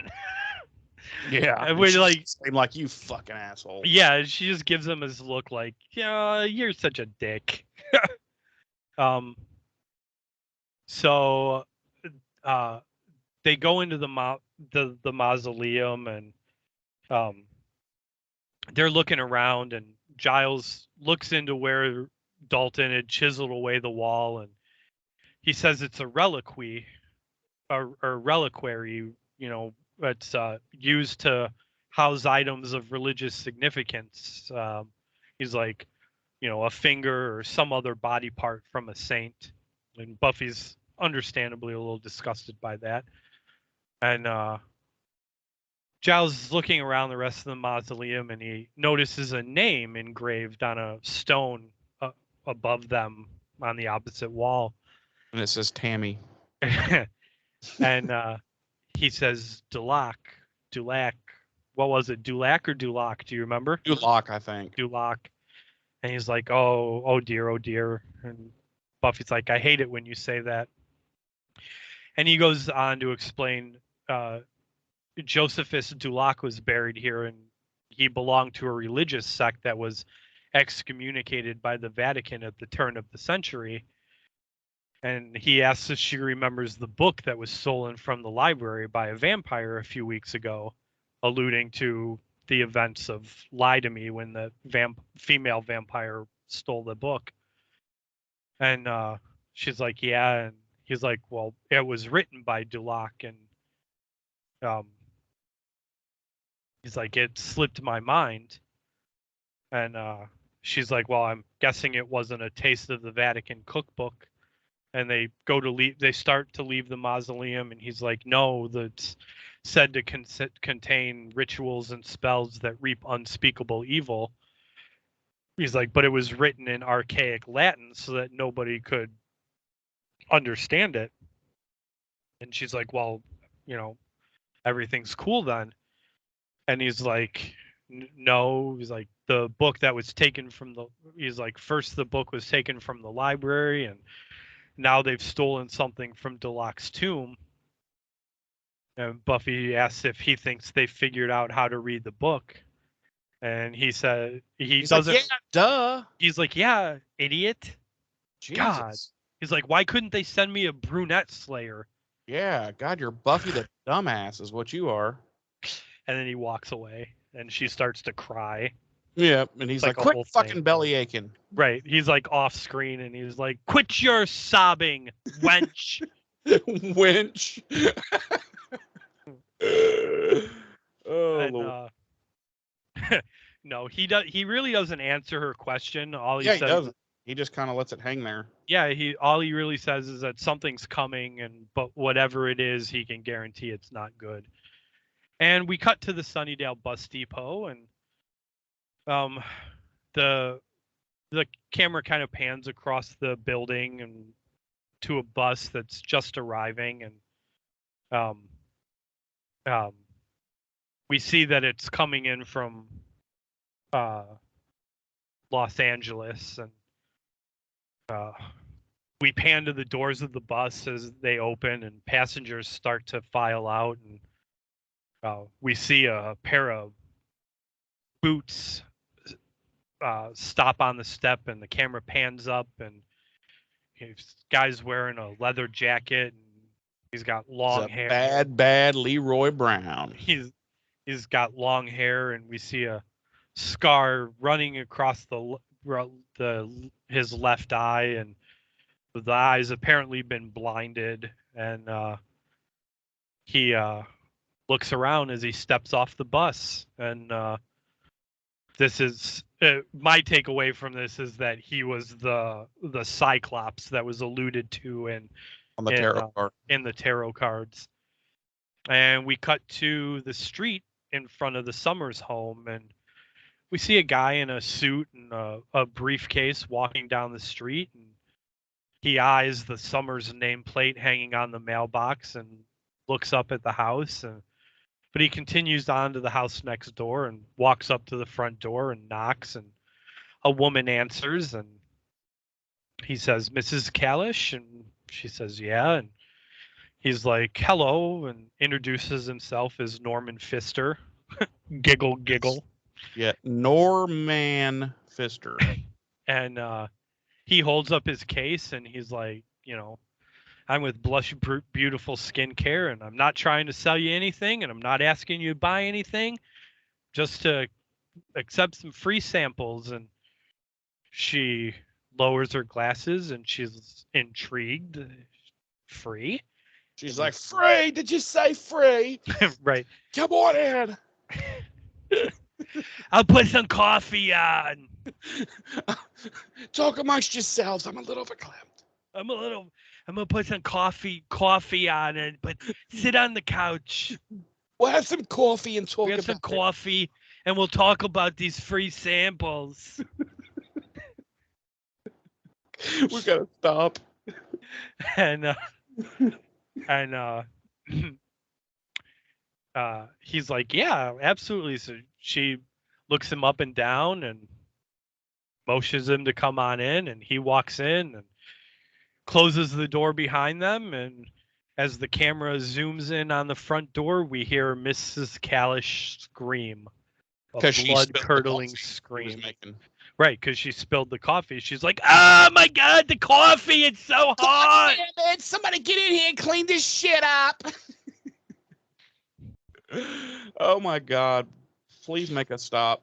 And then we cut to the airport, and we see a plane coming in for a landing, and we cut to the view of the tarmac, and there's several planes parked around their gates, and we cut inside the cargo bay of a plane as the door opens and a baggage handler comes in and up the loading ramp, and he looks around and notices that the cargo nets have been torn open, and takes his headphones off, and he looks around and kind of suspects that maybe someone's in there, and he's like, "Hey, you're not supposed to be here," and goes further into the cargo hold, and all of a sudden he gets fucking kicked right in the mush, as you would say. Yeah. And yeah, he's eating out the straw for a while. And then in the gut, and then in the face again, and he falls down unconscious, and this person walks towards the cargo bay, and it's a young black girl with curly long hair and pulled back into a ponytail, and she makes her way out of the cargo hold, and kind of looking around to make sure nobody sees her. And we cut back to the library. And what's happening there, Jeremy? Well, there's a fire, and everyone. No, This time it's Willow and Xander that are on fire, and they're running around screaming. every single one of the Scoobies has had third-degree burns at this point. No, so the Scoobies are there, and they're having a meeting, and Giles thinks he's pretty sure he knows what the Vamps stole, and it would be a cross that Dulac invented to decode these texts. Basically, it's a key, and that's kind of what. Yeah, it's basically a secret decoder key. And originally, several copies of the cross existed, but he destroyed all but just this one, and had this one buried with him. Probably because he feared what would happen if it fell into the wrong hands. And Giles is like, well, we're gonna have a long night tonight. We're gonna need to research this and try to figure out exactly what the stolen book contains that can be unlocked with this Ovaltine fucking decoder ring. Right, and he's like, someone go ahead and order some pizzas and get some blow, because it's going to be a long night. It's going to be a long night. We're going to need an 8-ball minimum. And Buffy's like, yeah, fuck you guys. I'm not staying. I have a question. Did you notice the magazine that Giles was looking at where he's apparently found this information? Mm-mm. It's a National Geographic. Really? Yes. Oh, God. But yeah, Buffy's like, I'm not fucking staying and doing this research. She's like, she says, I'm the muscle. You guys are the brains and the research people and all that. And Willow realizes, oh yeah, this is supposed to be her night. She's going on that, that ice skating date with Angel. So she's like, yeah, you put some respect on his name. I do. So she helps Buffy get out of it, and Xander's let down, of course, because he wants ho-hos, and he wants to spend the whole night fucking Buffy. So she's like, sorry, later, loser, and she bails because she got to go meet the Angel at the ice rink, and she gets there to the ice rink. I don't know if she's like really early or Angel's super late, but she's there by herself, and she's out on the ice, and she's skating, and clearly having fun. And she doesn't notice that one-eyed goon from the bus depot is watching her from the distance. And so she continues, kind of skating around, and she does this little thing, and she kind of falls down and slides back first into the retaining wall there on the ice rink. And just as she goes to kind of get back up, Mr. One-Eyed Cyclops man's arm comes down and wraps around her throat, and she's like, ah! And he picks her up and pulls her up over there and slams her down on a table. And he's basically just got his hands around her throat, just choking her out. And just then, Mr. Late Angel shows up, and he's like, Buffy! And wait a minute, where's the Angel theme song? I thought we agreed we were going to play the Angel theme song. I forgot all about that. Yeah, I forgot all about that. He makes a dramatic entrance. I should have totally done that. I'll do it. I'll make voice noises. Okay. And so he tackles this guy, and they start fighting, and they're doing fisticuffs. No, I'm sorry, they're having a karate fight. No, this isn't a karate fight. If there's any, this is definitely just straight up fisticuffs. Yeah, this is just straight up fucking fisticuffs. Yeah. So Buffy, it's like she went out on the rink halfway and like built up some speed, and then circled back, and she's coming back towards where they're fighting, and she grabs this thing that's hanging down conveniently, and lifts herself up and kind of soars towards him, and takes her foot and kicks the guy right in the throat. And I was like, damn, that's harsh, yo. So she just straight cuts his fucking, that doesn't cut his head off, but like partially decapitates him, basically. She definitely slit that poor bastard's throat. Yeah, and he just falls straight to the fucking face first onto the ice, and he's fucking done. And Angel's like, God damn. Like, could you fucking, wow, you couldn't have just like choked him out or something? Right. Like, right. we could have questioned him, you know? Yeah. And, but he's also very turned on. And they proceed to no. Wow. No. Okay. No. So let's see. Yeah, so we cut to a little brief thing right as that happens of Drusilla, and she's turning over the Cyclops card. She's like, "Uh-oh, one of them's down." And Spike's like, "Yeah, fuck it. There's plenty more." And he's like, "We basically just need them to buy us time to decode this fucking manuscript. So no worries, freakoid." And then she's all like, "What's up? About the talking dumb shit." And he just elbows her and knocks her unconscious and does us all a favor. So then we cut back to the ice rink, and it's funny because like people listening, like if we hadn't like spoken to how much we actually love this show so much, they would be like, are these guys like, are they reviewing this show just to make fun of it because they hate it on it because they hate it so much? We don't hate this show. We love this show. It's one of my all-time favorite shows. But I gotta call it like I see it. And so we're back at the ice rink, and Angel's still vamped out, and he's checking out the body, and he finds the ring, and he's like, "Do you know what this ring means?" And she's like, "No, I'm fucking 16. Like, I know what some creepy ring means." And he's like, "Oh, that's right. I'm stupid."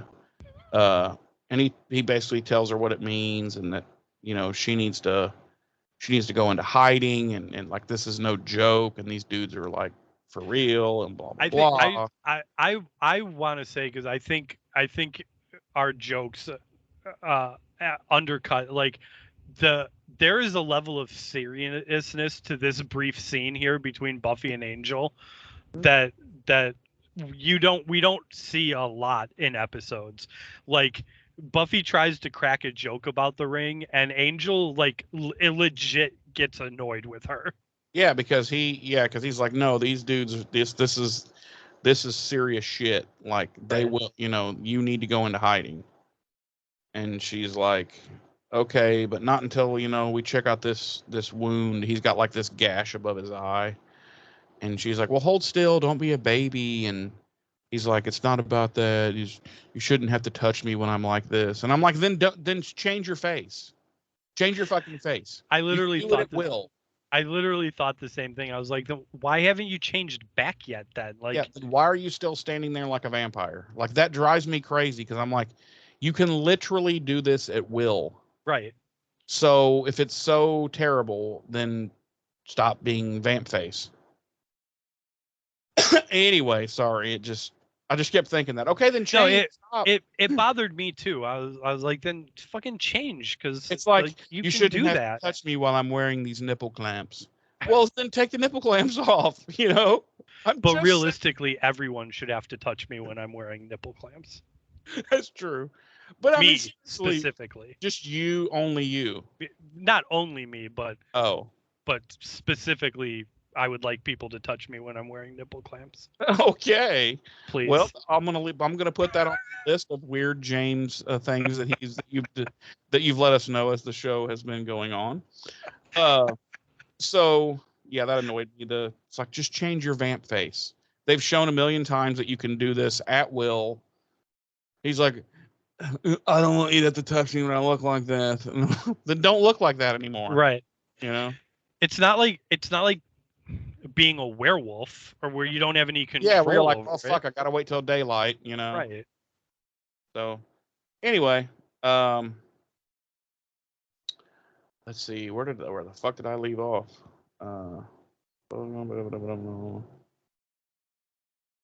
So yeah, so, you know, he's like, "You shouldn't have to touch me when I'm like this," and she's like, "Oh, but I don't care," and she's touching all of his vamp weirdness, and then they start vamp kissing, and another figure emerges from the shadows, and this is that girl from the plane.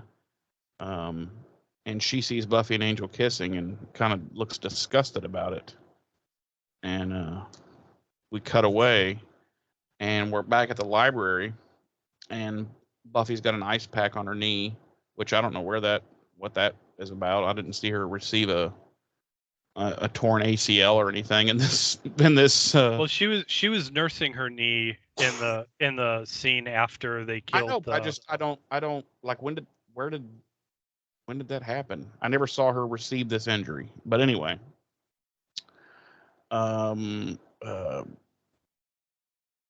Giles is examining the ring, because Angel took it off this guy's finger and brought it, and Giles is checking it out, and he tells Buffy that Angel was not overreacting. These rings are worn by the Order of Taraka, a group of assassins dating back to the time of King Solomon. Which it's like, do we have any actual? Has there ever been any actual proof found that King Solomon ever existed? I don't think so. Anyway, Xander cracks a few jokes, and fucking Giles snaps at him. Yeah. He's like, Xander, that's enough. And he's like, shut your fucking mouth, or I'm gonna beat your fucking ass. And Xander's like, no. He's just like, I'm sorry, Xander. I didn't mean to snap at you, but like this shit's serious. Tells Buffy the best course of action is to find a place to hide her until they can come up with a plan. And now Buffy's a little tweaked. She's like, fuck, everybody's like, these guys must be legit. And Giles and Angel seem to think she cannot fight these people. Because, Giles explains that they're especially dangerous because they have no other desire in the world except to collect their bounty, whatever the bounty is, whatever the target is. And no matter how many of them you kill, they just keep coming and coming and coming until they, get their target. And then each of them works alone. Each of them works differently. Some are humans and some are not. And when he says that, we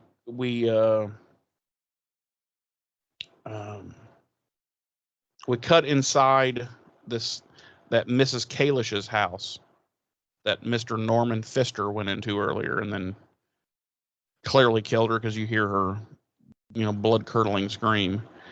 And you see all these, like, they look like they don't look like maggots. They look like little worms, like little grub worms all over the floor.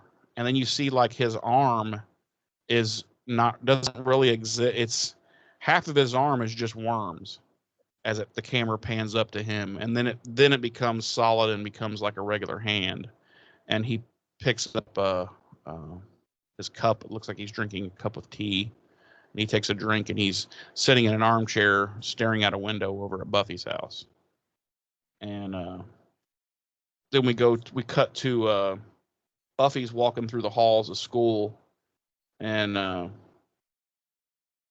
after Giles had impressed upon her that these Order of Taraka people can be anyone, anywhere, anytime. You just never know.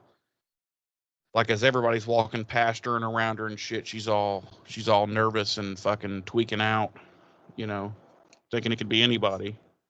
And then this guy goes to reach into his coat pocket that's coming towards her, and she's like, "Ooh," and he slowly pulls out a comb. Yeah, I know. Who the fuck pulls a comb out of their pocket that? Even in the 90s. Yeah, I know. That's my immediate thought after I was like, who the fuck pulls a comb out of their pocket like that? Like, and he's literally like, yeah, like it's gonna be a pistol. Yeah. Like, what the fuck is that? Who the fuck does that? Yeah, and the funny thing is he didn't have any hair at all. Yeah, he was fucking bald. He was completely bald. So weird. Yeah, so weird. So then somebody makes the mistake of coming up behind her a little too fast, and she spins around and grabs him by the neck and slams him to the wall, and it's Oz. And she's like, just try it. And he's like, try what? And then she realizes, I'm a spaz and I've got the wrong person here. And so she apologizes and lets him go, and she just bolts. And he's like, what does he say? He's like, that's really intense girl or something like that. Says, that is a tense person. Yeah. And then he pulls out a spliff and lights it, and he's like, chill out, chick, goddamn. But anyway, he calls after. He's like, I'm trying to pass the Dutchie, bitch. So we cut to that night, and it's Buffy. She's like walking home in the dark, and then she gets to the house and sees her house, and for whatever reason decides not to go in. And she just keeps walking. And what happens next, James? She gets hit by a car. It's like out of nowhere. It smokes her. She's like, we're talking head over heels, several flips in the air. Yeah, it's a Porsche 911, and it just comes barreling down her street. Yeah. And she like flips, like you said, head over heels. She lands on the side of her head and scorpions. Right. So her neck is busted. Her spine is shattered. And this is the second time. This is the second time in this episode that Buffy's fucking died. There are now, well, I won't say it because that's a big spoiler alert, but let's just say there are now several other girls who found a new path in life. No, we cut to the library, and Giles is coming out of his office cleaning his glasses, and Willow's sitting at the counter thumbing through a book, and she says she wishes there were more she could do, and Giles says they're doing all they can, and it's the only course of action they really have right now is to find out what's in the stolen book. And Willow says she's never seen Buffy, so shaken up, and she just took off. And Xander walks into the library and says, well, she didn't go home, and he says he let her phone ring a few hundred times before he remembered that Joyce was off turning tricks outside the Los Angeles Expo Center. Which was holding the Adult Entertainment Expo 1997. Woo! AVN winner was never mind. Deep diving now. So Giles says maybe she unplugged the phone, and Xander's like, nah, it's statistically impossible for a 16-year-old girl to unplug their phone. Willow nods her agreement, and then she's like, why do you got to be so sexist, you piece of shit? And he's like, hey, I'm just speaking the truth. And she just comes across the table, dude, with a fucking razor and just right across the throat. I was gonna say a pencil, but that'd be even worse. Yeah, but you're right. But right yeah, in the eye socket. Yeah, it was. I was like, where the fuck did Willow get a razor? Yeah, she carries one, dude, 24/7, right in her waistband. Because you never know when you got to stab a bitch. Right, and like she fucking Glasgow smiled Xander. Oh yes, he's done. Yeah, it was bad. R.I.P. Xander. He bled out. He ruined a bunch of those fucking books too. Right. And what was really odd about the whole thing, I mean, that was odd, but what was really odd was how upset Giles was about his ruined books, but not about Xander being dead. No, because he was immediately putting his hands in the blood and just like fucking like smearing it on his face and shit. Yeah, right. He didn't care about Xander. He didn't care about Xander.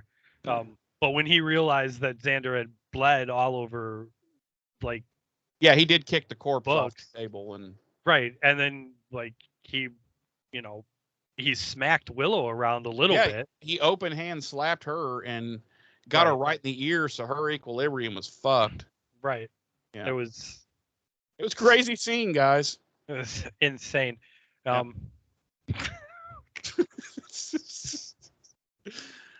So Giles says maybe, maybe he cautioned her too much. Maybe it was too much for her to handle, too alarming. He cautioned her too much. And I was channeling Tammy. Yeah. And you gotta proceed with caution when you're slaying the vampires and the demons and all the things that go bump in the night. You gotta be very cautious. Okay. And I just spit Kool-Aid in my eye, by the way. Willow, you're 40 years old. Why are you drinking Kool-Aid? Because Kool-Aid is the greatest. 40 years old. I'm almost 44, son. Okay.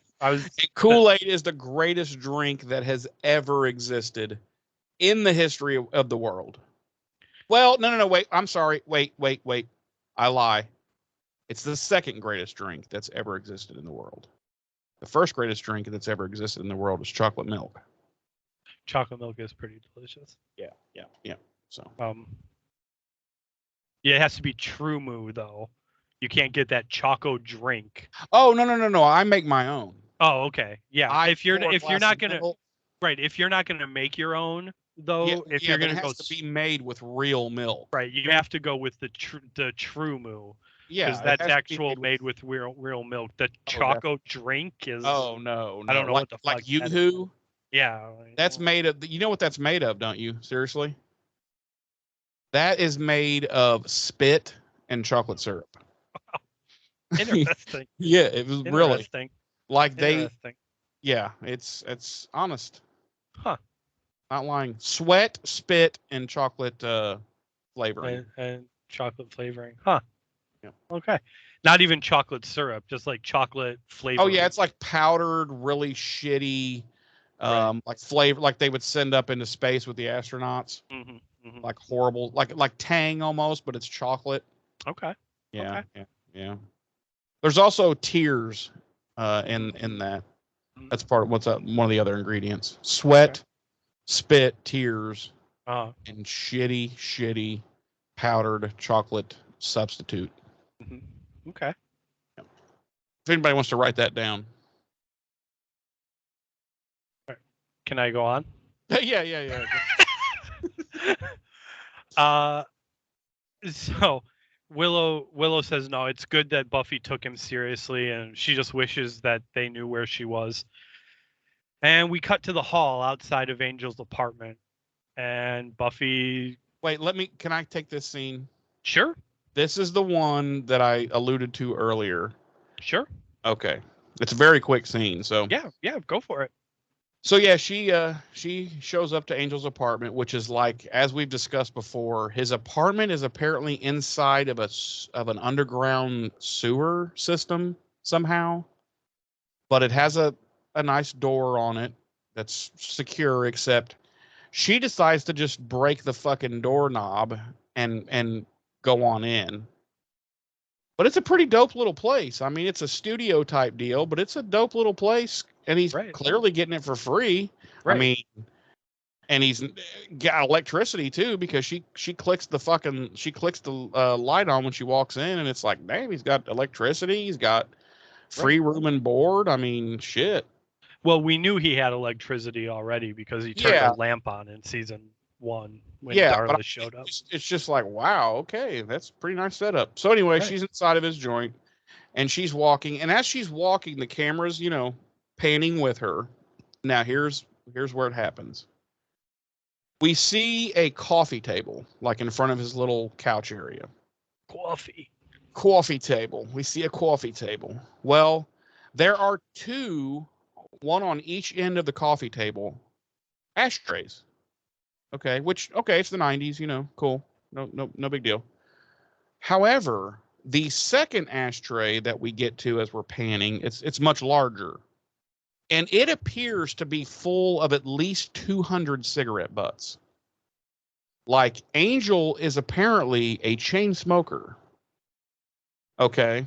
Now, I had to keep rewinding. I'm like, dude, those are cigarette butts. Those are definitely cigarette butts in the ashtray. Like, and I don't mean a couple. I'm talking like it was ready to run over onto his table. So I'm like, okay, Angel's a heavy smoker. That's why he's got that voice.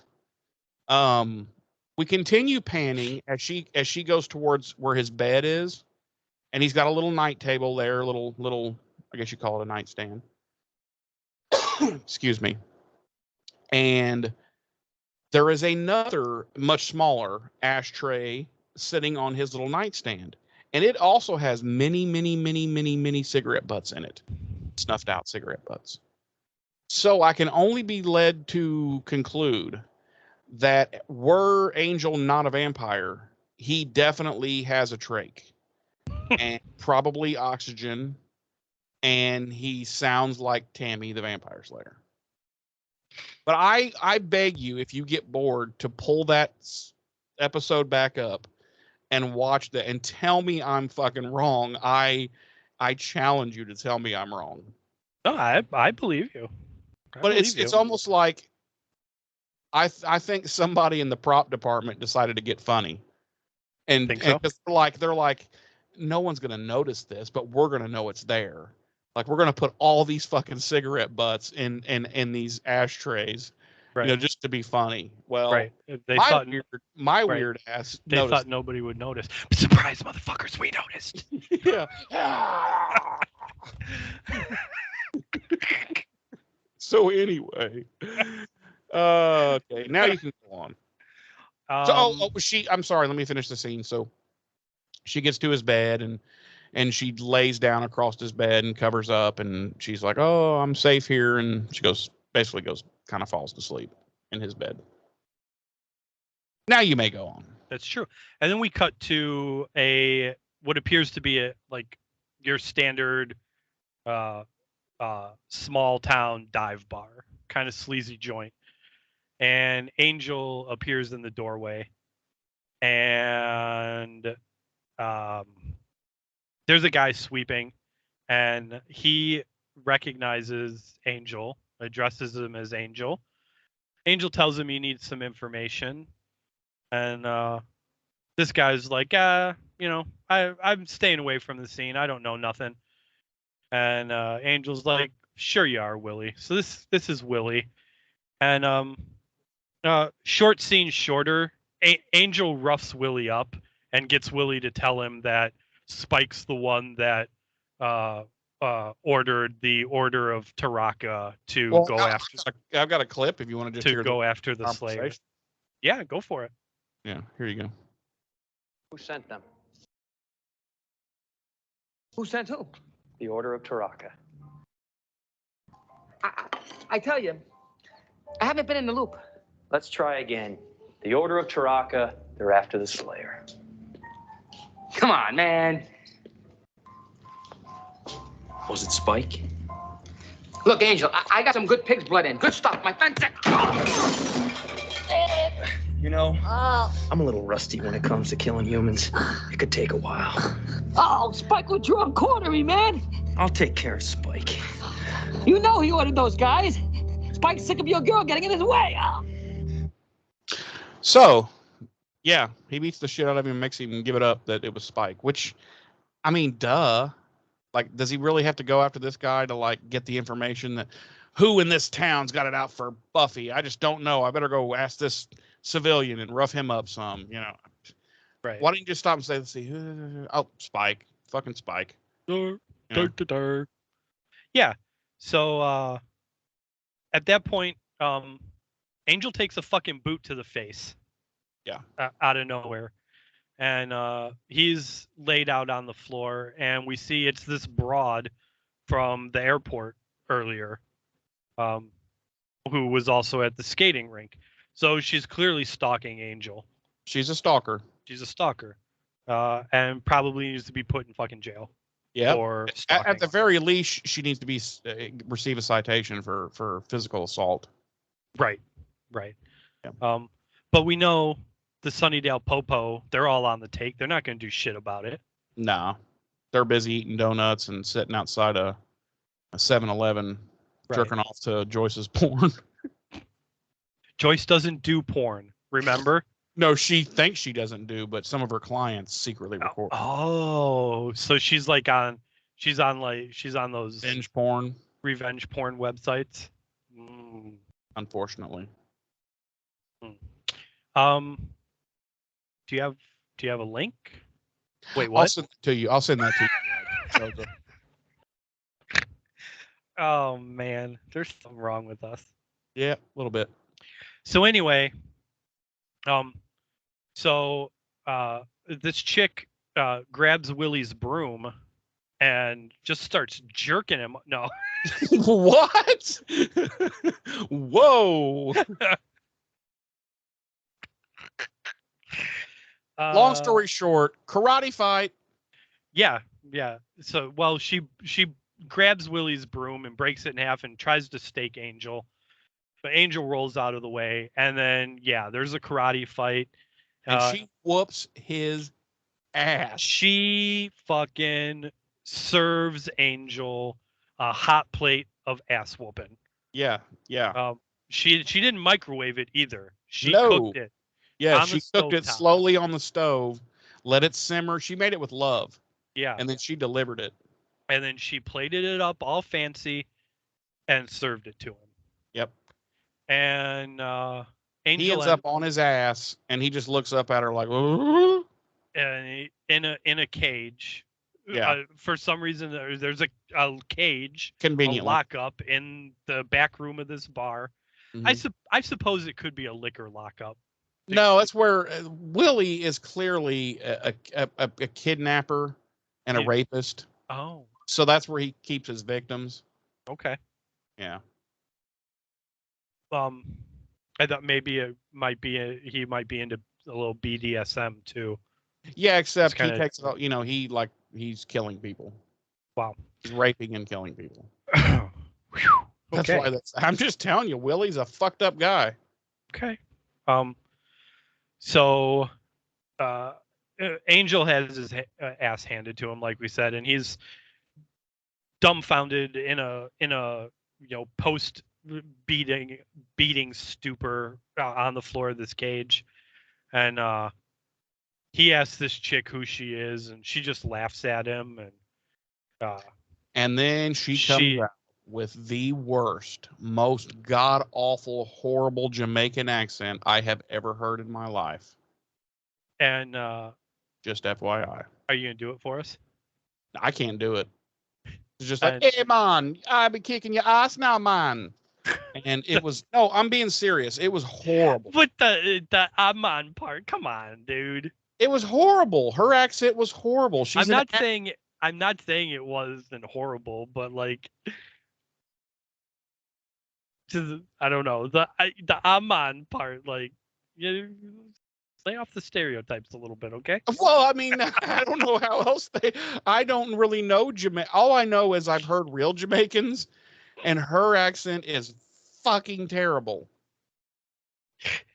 I mean, terrible. Like, they clearly didn't hire a dialect coach to help her out. They're just like, here, just figure it out.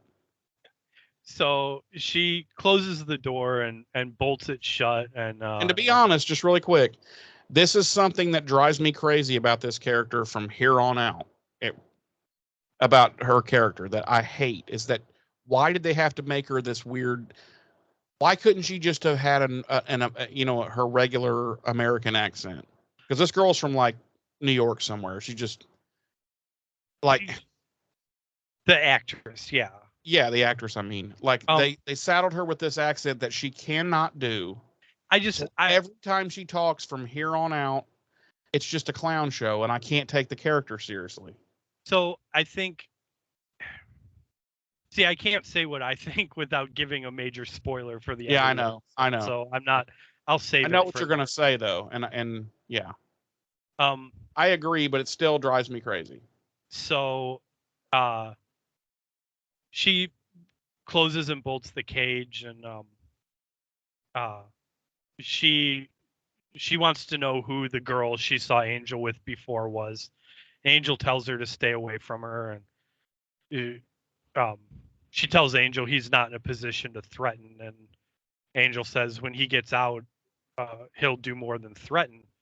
And she tells him that he better move quick then, because the cage has eastern exposure and the sun's going to be coming up soon. And she says, but it's more than enough time for her to find his girlfriend. And Angel screams in anger and kind of slams himself up against the cage. And we cut to the library, and we can see through the library window that it's the sun's come up, and Giles is at his desk looking at a book and holding at the phone, and Xander answers, and he says he hasn't heard.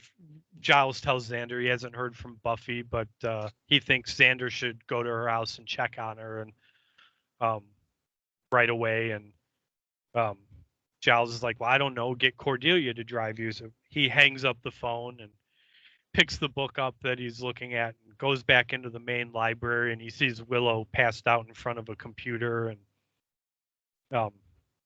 he closes his book and kind of kneels next to her a little bit and shakes her shoulder, and she wakes up startled and sits upright, and she's like, don't warn the tadpoles. And Giles asks if she's all right, and she's like, what are you doing here? And he's like, it's the library, you fell asleep. And he questions about the tadpoles, and Willow says she has a fear of frogs, and she apologizes for falling asleep. And he's like, no, you've gone above the call of duty, and tells her he thinks he's found something. And it's a description of the missing Dulac manuscript, and it's a ritual. He says he hasn't managed to decipher the exact details, but he believes it's the purpose is to restore a weak and sick vampire back to full health.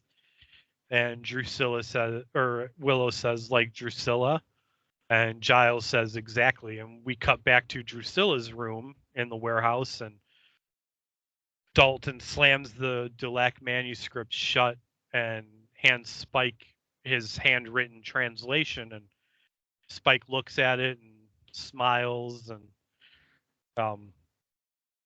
he takes it and goes over to the Drusilla, and he says it's the key to your cure, the missing link. And and Drusilla interrupts him and says, right in front of us the whole time. And she takes Spike's hand and pulls it down to her deck of tarot cards and onto the top card, which is a picture of an angel. And we cut to the street in front of Buffy's house as Xander and Cordy walk up, and Cordy says she can't believe Xander dragged her out of bed for a ride, and they go back and forth, and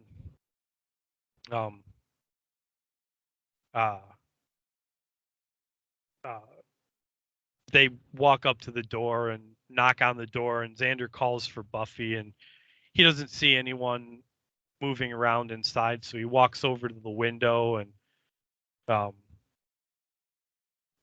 it won't open, and he walks over to another window, and it opens. Yeah, he just literally waits until he finds one, and he just breaks in their house. He finds one that's unlocked, and he opens it and just climbs in their house. Right, he climbs Not worth in. that any neighbor might call the police and say, yeah, there's some fucking guy breaking and entering in this house. So he BOE's cool with him. So he goes in and he lets Cordy in through the front door, and they close the door behind them, and Xander goes upstairs and calls for Buffy, and Cordelia's just kind of fidgeting with her keys, and suddenly there's a knock on the door, and she opens it, and they're there to arrest Xander for B&E. And she goes and opens it, and who's standing there but Mr. Pfister? Norman Pfister. And he introduces himself much the same way he did to the lady next door, and Cordelia lets him in and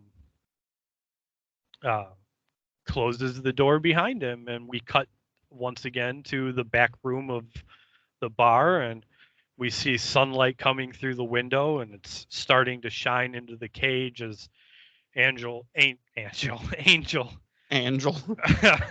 uh, um, is struggling That's what against. Tammy calls him. Oh, look, it's Angel.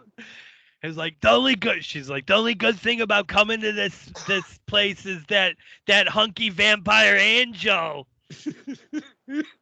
You think he'd get with me like he did with the last one? I hope that's part of the gig.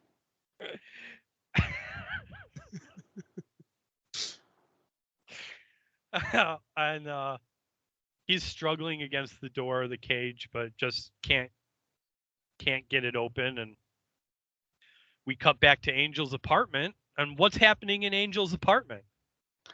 I don't know. Another fire. Man, how do you always get the fire scenes? So Buffy's she's in a little bit of a tight spot because she wakes up just in time to see some girl, the one from the plane and the one who just beat the fuck out of Angel, coming at her with a fucking axe. Like, just, she's like, fuck it. I mean, I fought a vampire hand to hand, but this chick, axe.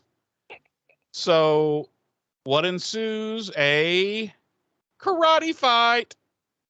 And yeah, they fight for quite a while, and it's pretty much a deadlock. They're evenly matched.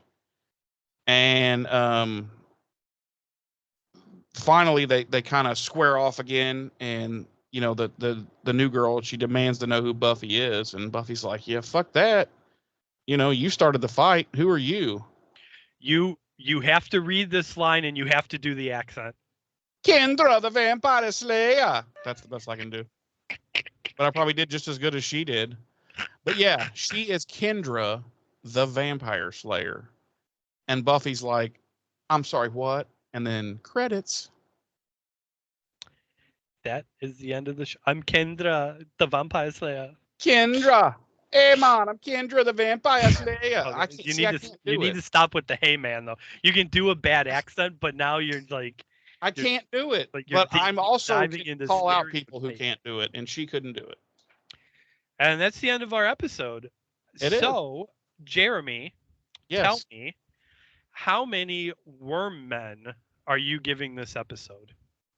I'm going to give this a 3. I enjoyed it. I'm definitely interested. I'm definitely hooked. I want to see the next part. I want to see how this all shakes out.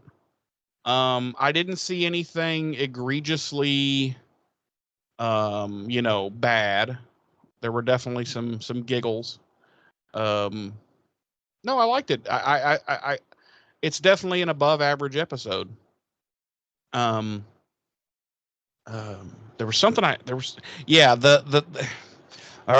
the accent thing, man. I know she only has a few lines, but it just, whenever someone's doing an accent in a movie or a television show, if they can't nail it, I say throw it out, get rid of it.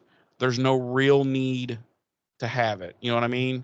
And because the character at this point is a newborn, she can be anything from anywhere, you know. And someone should have taken a look at those dailies and been like, yeah, this is, it's so bad that it's almost like Saturday Night Live comically bad, like purposefully doing a bad Jamaican accent, you know. And I would just be like, you know what?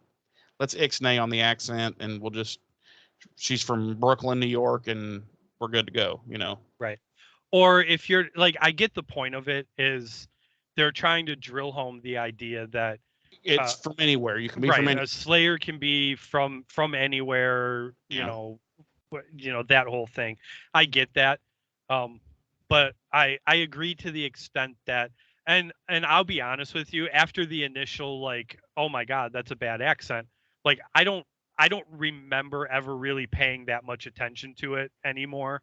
Like after initially hearing it. See, I only do because I'm like OCD on things like that. And once it sticks in my head, I can't make it go away. And then whenever time I see it or hear it or whatever, it's like, oh, it's like, you know, nails on a chalkboard. Right. And I'm more like, oh, well, we're like, oh, that's a bad take on that accent. And then I kind of just tend to tune it out after that.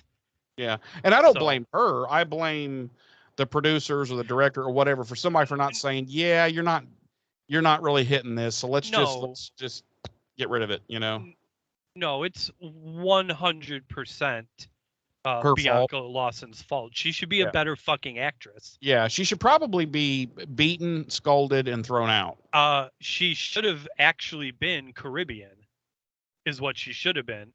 Wow. So it's 100% on her for not being Caribbean. Yeah, that's true. So yeah. no. But I do think that if you are going to go the route of, we really want to drive home the idea that the Slayer can be anyone from anywhere, then at some point someone had to have been like, this accent's not really working.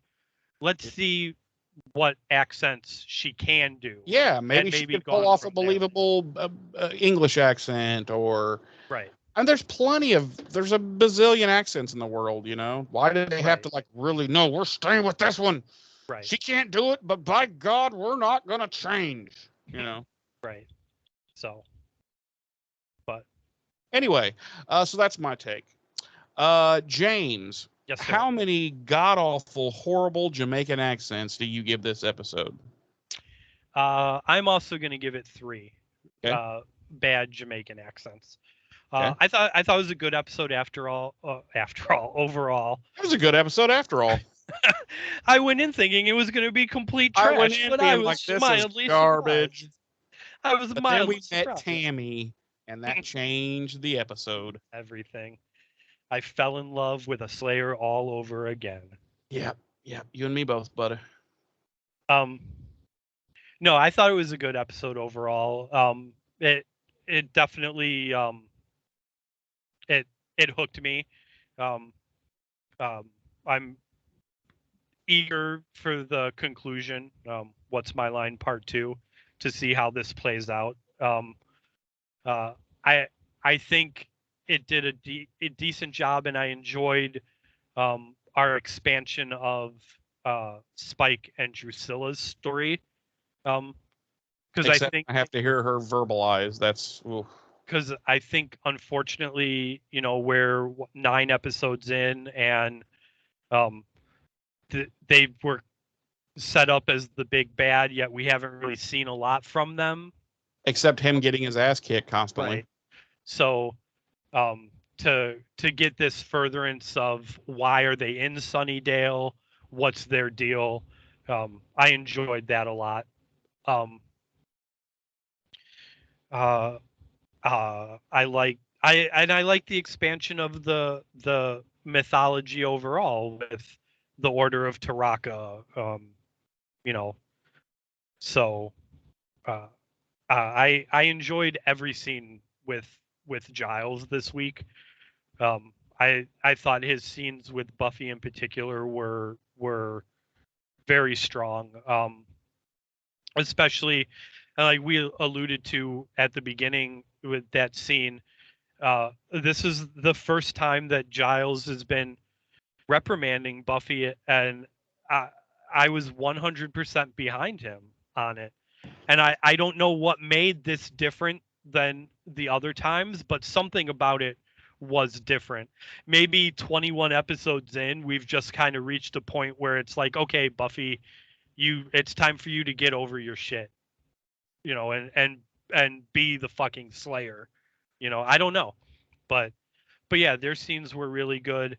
I liked his brief snap at Xander when Xander wasn't taking the Order of Taraka stuff seriously. So yeah, overall good episode. Managed to hook me. Definitely want to see how it plays out in part 2. All right. Well, what about Monsterology? We have any Monsterology? Nothing. Nothing that plays into anything established in the mythological or monsterology horror history. The Order of Taraka is purely a creation of the writers. So, Yeah. Which again, I really enjoy when they expand their own mythology. Yep, I do too. Universe. I do too. as opposed to kind of just pulling.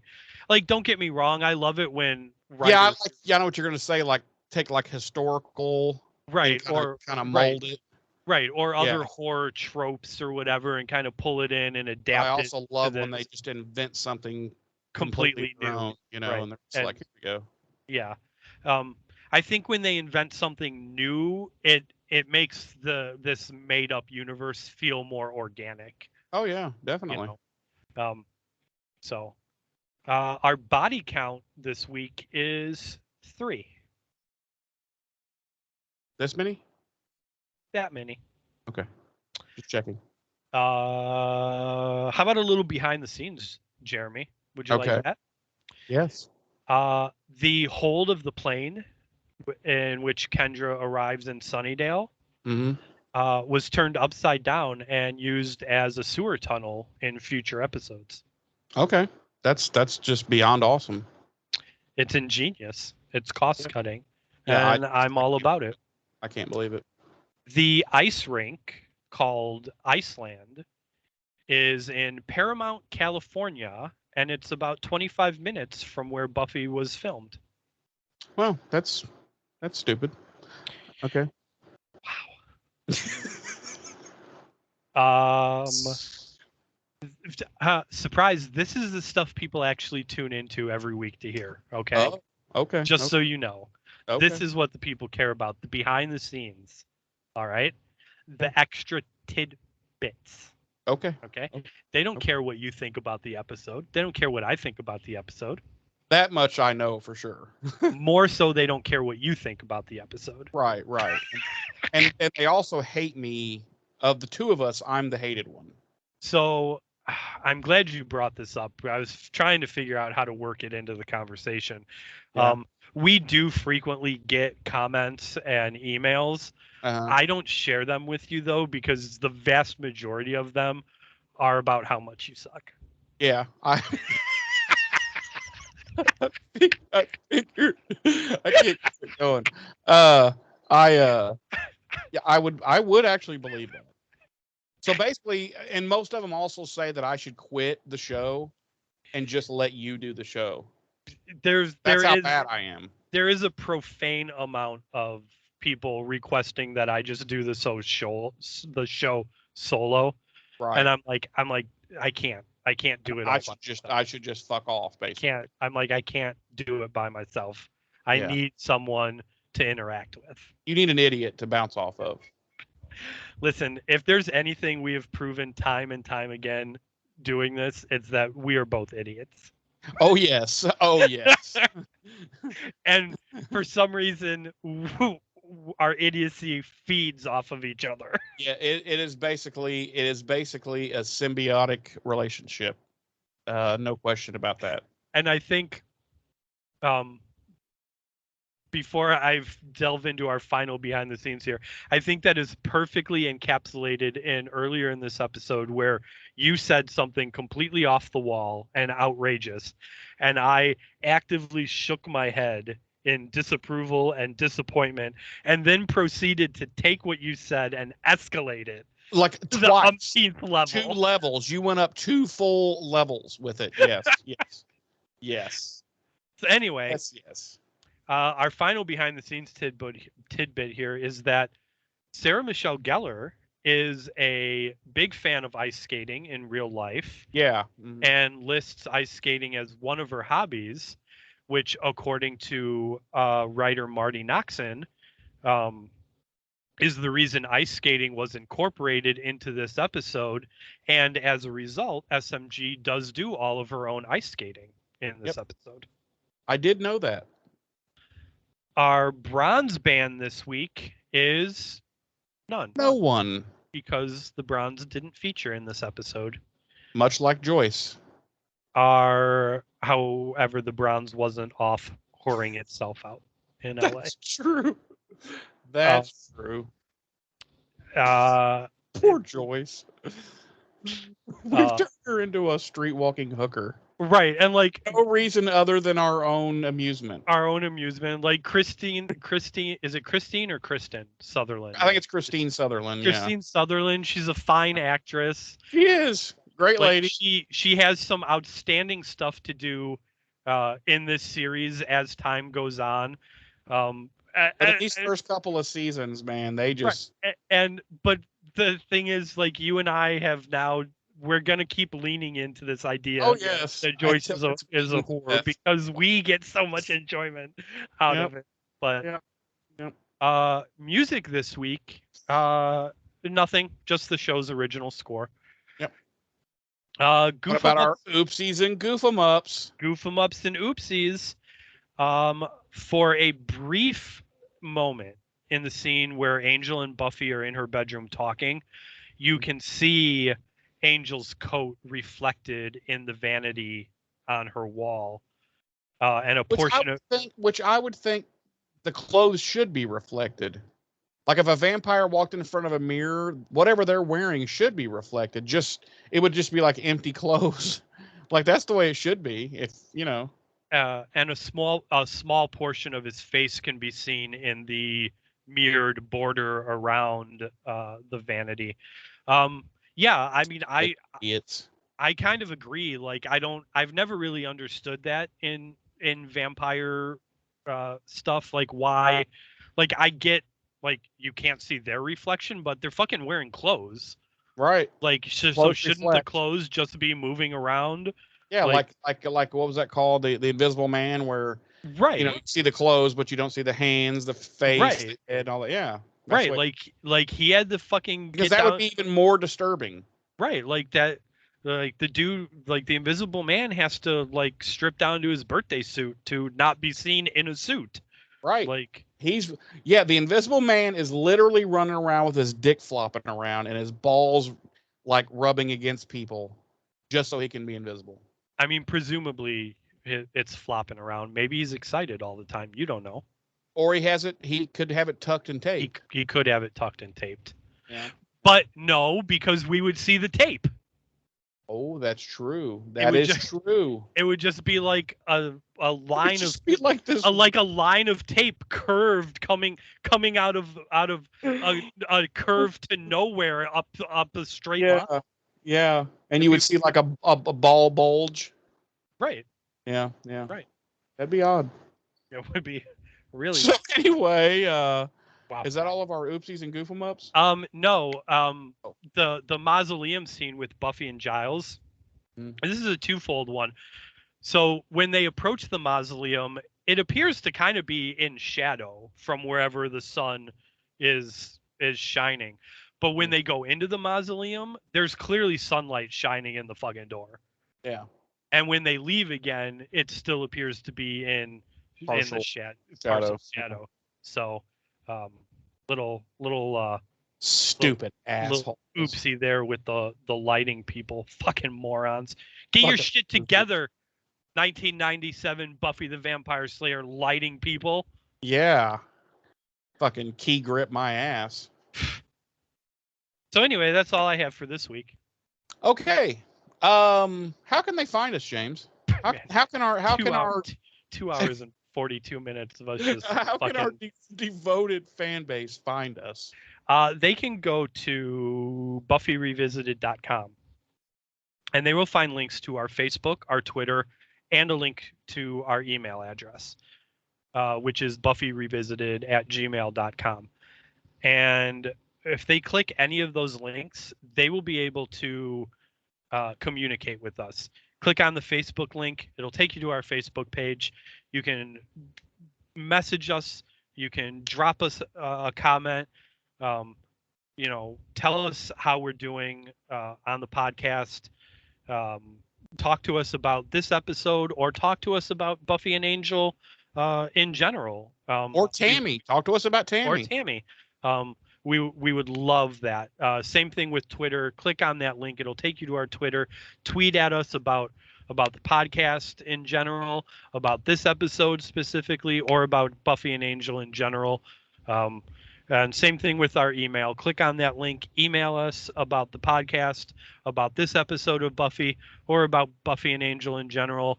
The overall theme here is we would love for you to reach out to us and tell us what you think. Even if you're going to flip us off, it's fine. Tell us what you think about the podcast. discuss Buffy and Angel with us. We would love nothing more than to engage in conversation with other fans about these shows. That is, as much as we joke around, we love these shows, and we 100% would love nothing more than to actively engage with you guys and other fans about these shows. So please reach out to us in any one of those ways, and let's talk about this fandom that we love. So Let's do it, man. Let's do it. That's all I have. All right. Well, thank you for joining us this week, everyone. Tune in to our next episode next week, which we will be covering season 2, episode 10, What's My Line, part 2, the exciting conclusion to this 2-parter. Yes. And with that being said, I have been one of your hosts. I'm Jeremy. I'm your other host, James. Ta-ta.